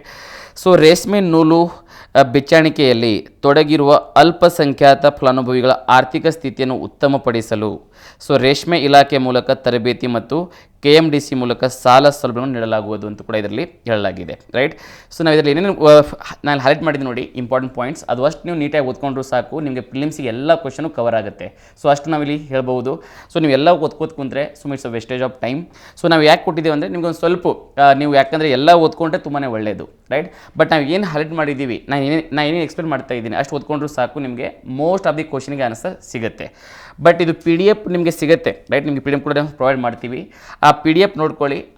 ಮತ್ತು ಎಲ್ಲ ಸ್ಲೈಡ್ ಕೂಡ ನಿಮಗೆ ಶೇರ್ ಮಾಡ್ತೀವಿ. ಈ ಸ್ಲೈಡಲ್ಲಿ ಎಲ್ಲ ಸ್ಲೈಡ್ ನೋಡಿಕೊಂಡ್ರೆ ನಿಮಗೆ ಒಂದು ಕ್ವಶನ್ ಮಿಸ್ ಆಗಲ್ಲ. That is our guarantee. Right. Okay. Next point ನೋಡಿ. ಸೊ ಮಂಗಳೂರಲ್ಲಿ ಹಜ್ ಭವನ್ ನಿರ್ಮಾಣ ಮಾಡ್ತೀನಿ ಕೂಡ ಹೇಳಿದ್ದಾರೆ. ರೈಟ್. ಸೊ ನೋಡಿ, ಆ್ಯಂಡ್ ಅದೇ ರೀತಿಯಾಗಿ ಜೈನರ ಪ್ರಮುಖ ಧಾರ್ಮಿಕ ಸ್ಥಳಗಳ ಅಭಿವೃದ್ಧಿಗಾಗಿ 50 ಕೋಟಿ ಕೂಡ ಇದರಲ್ಲಿ ಅನುದಾನವಾಗಿ ಕೊಡ್ತಾ ಇದ್ದಾರೆ. ಆ್ಯಂಡ್ ಕ್ರಿಶ್ಚಿಯನ್ ಸಮುದಾಯದ ಅಭಿವೃದ್ಧಿಗಾಗಿ 200 ಕೋಟಿ ರೂಪಾಯಿ ಕೂಡ ಕೊಡ್ತೀವಿ ಅಂತ ಇದರಲ್ಲಿ ಹೇಳಲಾಗಿದೆ. ಸೊ ತುಂಬ ಇಂಪಾರ್ಟೆಂಟ್ ಇವೆಲ್ಲ, ಅಂದರೆ ಎಲ್ಲ ಧರ್ಮನೂ ಇದರಲ್ಲಿ ಕವರ್ ಮಾಡಿದ್ದಾರೆ, ರೈಟ್. ಇಲ್ಲಿ ಹಿಂದೂಗೆ ಅಷ್ಟೇ ಫೋಕಸ್ ಮಾಡ್ತಾ ಇಲ್ಲ ಅಥವಾ ಮುಸ್ಲಿಮ್ಗೆ ಅಷ್ಟೇ ಫೋಕಸ್ ಮಾಡ್ತಾ ಇಲ್ಲ, ಎಲ್ಲ ಧರ್ಮ ಕೂಡ ಇಲ್ಲಿ ಸಮನ್ವಯವಾಗಿ ಅವರ ಒಂದು ಪಾಪ್ಯುಲೇಷನ್ ತಕ್ಕಂಗೆ, ಅವರ ಒಂದು ಜನಸಂಖ್ಯೆ ತಕ್ಕಂಗೆ ಇಲ್ಲಿ ಸ್ಕೀಮ್ಗಳನ್ನು ಲಾಂಚ್ ಮಾಡಿದ್ದಾರೆ. ನೆಕ್ಸ್ಟ್ ಪಾಯಿಂಟ್ ನೋಡಿ, ಸೊ ಬೌದ್ಧರ ಪವಿತ್ರ ಗ್ರಂಥಗಳಾದ ತ್ರಿಪಿಟಕಗಳನ್ನು ಕೂಡ ಪಾಲಿ ಭಾಷೆಯಿಂದ ಕನ್ನಡಕ್ಕೆ ಅನುವಾದ ಮಾಡ್ತೀನಿ ಕೂಡ ಇದರಲ್ಲಿ ಹೇಳಲಾಗಿದೆ. ಸೊ ರಾಜ್ಯದಲ್ಲಿ ವಾಸಿಸುತ್ತಿರುವ ಸಿಖ್ ಲಿಗಾರ್ ಸಮುದಾಯದ ಒಂದು ಉತ್ತೇಜನಕ್ಕಾಗಿ ಮತ್ತು ಅವರ ಅಭಿವೃದ್ಧಿಗಾಗಿ ಕೂಡ ಅನುದಾನವನ್ನು ಇಲ್ಲಿ ಇಡಲಾಗಿದೆ. ಸೊ ಬೀದರ್ನಲ್ಲಿರುವ ಶ್ರೀ ನಾನಕ್ ಝೀರಾ ಸಾಹೇಬ್ ಗುರುದ್ವಾರ್ ಅಭಿವೃದ್ಧಿಗಾಗಿ ಕೂಡ 1 ಕೋಟಿ ರೂಪಾಯಿ ಅನುದಾನವನ್ನು ಇಲ್ಲಿ ನೀಡಲಾಗಿದೆ. ಸೊ ಎಲ್ಲ ವಸತಿ ರೈತರಿಗೆ ಸುರು ಒದಗಿಸುವ ಧ್ಯೇಯವಾಕ್ಯ, ತುಂಬ ಇಂಪಾರ್ಟೆಂಟ್ ಪಾಯಿಂಟ್ ಇದು ನಿಮಗೆ ಎಕ್ಸಾಮಲ್ಲಿ ಕ್ವಶನ್ ಬರ್ಬೋದು ನೋಡಿ. ಸುರು ಈ ಒಂದು ಕಾರ್ಯಕ್ರಮದ ಅಡಿಯಲ್ಲಿ ಸೊ ಎಲ್ಲ ವಸತಿ ರೈತರಿಗೆ, ಯಾರಿಗೆ ಮನೆ ಇಲ್ವೋ ಎಲ್ಲರಿಗೆ ಮನೆ ಒಂದು ಕಟ್ಟಿಸಿಕೊಡುವಂಥ ಒಂದು ಯೋಜನೆ ಇದು, ಸುರು ಯೋಜನೆ ಅಂತೇಳಿ, ಅದು ಕೂಡ ಗೊತ್ತಿರಲಿ. ನೆಕ್ಸ್ಟ್ ನೋಡಿ, 2024-25ರಲ್ಲಿ 3 ಲಕ್ಷ ಮನೆಗಳನ್ನು ನಿರ್ಮಾಣ ಮಾಡುವಂಥ ಒಂದು ಗುರಿಯನ್ನು ಕೂಡ ನಮ್ಮ ಕರ್ನಾಟಕ ಸರ್ಕಾರ ಹೊಂದಿದೆ. ಆ್ಯಂಡ್ ಇನ್ನೊಂದು ನೋಡಿ, ಕೊಳೆಗೇರಿ ಅಭಿವೃದ್ಧಿ ಮಂಡಳಿ, ರೈಟ್. ಸೊ ನಾವು ಸ್ಲಮ್ ಡೆವಲಪ್ಮೆಂಟ್ ಬೋರ್ಡ್ ಅಂತಲೇ ಕರಿತೀವಿ. ಸ್ಲಮ್ ಡೆವಲಪ್ಮೆಂಟ್ ಬೋರ್ಡ್ ಅಥವಾ ಕೊಳಗೇರಿ ಅಭಿವೃದ್ಧಿ ಮಂಡಳಿಯ ವ್ಯಾಪ್ತಿಯಲ್ಲಿ ಪ್ರಧಾನಮಂತ್ರಿ ಆವಾಸ್ ಯೋಜನಾ, ಸೊ PMAY ಅಂತೇಳಿ ಪ್ರಧಾನಮಂತ್ರಿ ಆವಾಸ್ ಯೋಜನಾ. ಆ ಪ್ರಧಾನಮಂತ್ರಿ ಆವಾಸ್ ಯೋಜನಾ ಅಡಿಯಲ್ಲಿ ಸೊ ಮನೆ ಅಂದರೆ ಮನೆ ನೋಡಿ, ಅಂದರೆ ಯಾರಿಗೆ ಮನೆ ಇಲ್ಲೋ ಅದು ಮನೆಯನ್ನು ಕಟ್ಟಿಸ್ಕೊಡ್ತಾರೆ ಗೌರ್ಮೆಂಟ್. ಅದರಲ್ಲಿ ಕೇಂದ್ರ ಸರ್ಕಾರದಿಂದ ಕರೆಕ್ಟಾಗಿ ಕೇಳ್ಕೊಳ್ಳಿ, ಏನು ಅನುದಾನ ಸಿಗುತ್ತೆ ಅಥವಾ ಏನು ಸಬ್ಸಿಡಿ ಸಿಗುತ್ತೆ, ಆ ಸಬ್ಸಿಡಿಯನ್ನು ಹೊರತುಪಡಿಸಿ ಸೊ ಯಾರು ಮನೆ ಫಲಾನುಭವಿ ಆಗಿರ್ತಾರೆ ಅವರು 5 ಲಕ್ಷ ರೂಪಾಯಿನ ಕಟ್ಟಬೇಕಾಗಿರುತ್ತೆ, 5 ಲ್ಯಾಕ್ಸ್ನ ಕಟ್ಟಬೇಕಾಗಿರುತ್ತೆ. ಆ 5 ಲ್ಯಾಕ್ಸ್ ಅತಿ ದೊಡ್ಡ ಅಮೌಂಟ್ ಆಗಿರೋದ್ರಿಂದ ನಮ್ಮ ಕರ್ನಾಟಕ ಸರ್ಕಾರ ಹೇಳ್ತಾ ಇದೆ, ಏನು ಮನೆ ಕಟ್ಸ್ಕೊಳ್ಳುವಂಥ ಏನು ಫಲಾನುಭವಿಗಳಿದ್ದಾರೆ ಅವರು 1 ಲಕ್ಷ ಅಷ್ಟೇ ಪೇ ಮಾಡಿದ್ರೆ ಸಾಕು, ರಿಮೈನಿಂಗ್ 4 ಲಕ್ಷ ನಾವೇ ಪೇ ಮಾಡ್ತೀನಿ ಕೂಡ ಇಲ್ಲಿ ನಮ್ಮ ರಾಜ್ಯ ಸರ್ಕಾರ ಹೇಳ್ತಾ ಇದೆ. ಅಂದರೆ ಬಡವರ ಪರವಾಗಿ, ಸೊ ಬಡವರಿಗೆ ಒಂದು ಮನೆ ಕಟ್ಟಿಸಿಕೊಡುವಂಥ ಒಂದು ಒಳ್ಳೆಯ ಯೋಜನೆ ಇದು. ಆ್ಯಂಡ್ ಯಾರು ಫಲಾನುಭವಿ 5 ಲಕ್ಷ ಕಟ್ಟಬೇಕಾಗಿತ್ತು ಮುಂಚೆ, ಇನ್ನು ಮುಂದೆ 1 ಲಕ್ಷ ಕಟ್ಟಿದ್ರು ಸಾಕು, ಆ ರಿಮೈನಿಂಗ್ 4 ಲಕ್ಷ ಯಾರು ಕಟ್ತಾರೆ, ನಮ್ಮ ರಾಜ್ಯ ಸರ್ಕಾರ ಕಟ್ಟುತ್ತೆ, ರೈಟ್. ಸೊ ನೆಕ್ಸ್ಟ್ ಪಾಯಿಂಟ್ ನೋಡಿ, so Karnataka affordable housing fund ಕೂಡ ಸ್ಥಾಪನೆ ಮಾಡಿದ್ದಾರೆ, ಯಾಕಂದರೆ ಅಂಥ ಬಡವರಿಗೆ ಒಂದು ಸಹಾಯ ಮಾಡೋಗೋಸ್ಕರ. ಸೊ ನೆಕ್ಸ್ಟ್ ನೋಡಿ, ಹಸಿವು ಮುಕ್ತ ಕರ್ನಾಟಕ ನಿರ್ಮಾಣದ ಕನಸಿನೊಂದಿಗೆ ನಮ್ಮ ಸರ್ಕಾರದ ಹಿಂದಿನ ಅವಧಿಯಲ್ಲಿ ಉಚಿತ ಅಕ್ಕಿ ವಿತರಿಸುವ ಅನ್ನಭಾಗ್ಯ ಯೋಜನೆ, ರೈಟ್. ಅತ್ಯಂತ ಯಶಸ್ವಿಯಾಗಿರುವಂಥ ಒಂದು ಯೋಜನೆ ಇದು ಅನ್ನಭಾಗ್ಯ. ಎಷ್ಟೋ ಜನ ನಮ್ಮ ಬಡ ಗ್ರಾಮೀಣ ಪ್ರದೇಶದ ಜನರು 2 ಹೊತ್ತು ಊಟ ಮಾಡದೇ ಮಲಗುವಂಥ ಎಷ್ಟೋ ಜನ ಇದ್ದಾರೆ. ಅವರಿಗೆ ಒಂದು 2 ಹೊತ್ತಾದರೂ ನೀಟಾಗಿ ಅವರು ಊಟ ಮಾಡುವಂಥ ಒಂದು ನಿಟ್ಟಿನಲ್ಲಿ ನಮ್ಮ ಕರ್ನಾಟಕ ಸರ್ಕಾರ ಅನ್ನಭಾಗ್ಯವನ್ನು ಯೋಜನೆ ಪ್ರಾರಂಭ ಮಾಡ್ತಾರೆ. ಇದು ಯಾವಾಗ ಅಂದರೆ ಪ್ರಥಮ ಬಾರಿಗೆ, ಯಾವಾಗ ಸಿದ್ದರಾಮಯ್ಯ ಅವರು ಪ್ರಥಮ ಬಾರಿಗೆ CM ಆಗ್ತಾರೆ 2013ರಲ್ಲಿ, ಆವಾಗೇ ಲಾಂಚ್ ಮಾಡಿರುವಂಥ ಸ್ಕೀಮ್ ಇದು. ಆ್ಯಂಡ್ ಆಮೇಲೆ ಬಂದಿರುವಂಥ ಸರ್ಕಾರ ಅದರಲ್ಲಿ ಒಂದು ಸ್ವಲ್ಪ ಅಕ್ಕಿಯ ಒಂದು ಪ್ರಮಾಣವನ್ನು ಕಡಿಮೆ ಮಾಡ್ತಾರೆ. ಆ 10 kg 7 kg ಮಾಡಿರ್ತಾರೆ, ಮತ್ತು ಈ ವರ್ಷ ಅದನ್ನು 10 kg ಅಂದರೆ 10 kg ಮಾಡಿದ್ದಾರೆ. ಆದರೆ 10 kgಯಲ್ಲಿ 5 kg ಅಕ್ಕಿ ಸಿಗ್ತಾ ಇದೆ, 5 kgಗೆ ಬದಲಾಗಿ ದುಡ್ಡು ಸಿಗ್ತಾ ಇದೆ. ಎಷ್ಟು 170 ರೂಪೀಸ್ ದುಡ್ಡು ಕೂಡ ಸಿಗ್ತಾ ಇದೆ ಜನರಿಗೆ, ರೈಟ್, ಗೊತ್ತಿರಲಿ. ಸೊ ಪ್ರತಿ kgಗೆ 34 ರೂಪಾಯಿ ಅಂತೆ, ಪ್ರತಿ ಮಾಹಿಗೆ ಅಂದರೆ ಪ್ರತಿ ತಿಂಗಳಿಗೆ 170 ರೂಪಾಯಿ ಕೂಡ ಸಿಗ್ತಾ ಇದೆ ಜನರಿಗೆ. 5 kg ಅಕ್ಕಿ ಸಿಗ್ತಾ ಇದೆ, 5 kg ಬದಲಾಗಿ ದುಡ್ಡು ಕೂಡ ಸಿಗ್ತಾ ಇದೆ, ರೈಟ್. ತುಂಬ ಇಂಪಾರ್ಟೆಂಟ್ ಪಾಯಿಂಟ್ ಇದು. ನೆಕ್ಸ್ಟ್ ನೋಡಿ, ಸೊ ರಾಷ್ಟ್ರೀಯ ಆಹಾರ ಭದ್ರತಾ ಕಾಯ್ದೆಯಡಿ ನೋಡಿ, ಇದು ಏನು ಹೇಳುತ್ತೆ ಅಂದರೆ ರಾಷ್ಟ್ರೀಯ ಭದ್ರತಾ ಕಾಯ್ದೆ ಅಂದರೆ ನ್ಯಾಷನಲ್ ಫುಡ್ ಸೆಕ್ಯೂರಿಟಿ ಆ್ಯಕ್ಟ್ 2013ರಲ್ಲಿ ಇದು ಪಾಸ್ ಆಗಿದೆ. ಈ ಕಾಯ್ದೆಯಡಿಯಲ್ಲಿ ಎಲ್ಲರಿಗೂ ಕೂಡ ಒಂದು ಆಹಾರ ಪಡೆದುಕೊಳ್ಳುವಂಥ ಒಂದು ಹಕ್ಕಿದೆ. ಆ ಒಂದು ಹಕ್ಕನ್ನು ಇಂಪ್ಲಿಮೆಂಟ್ ಮಾಡೋಕ್ಕೆ ನಮ್ಮ ಕರ್ನಾಟಕ ಸರ್ಕಾರ ಈ ಒಂದು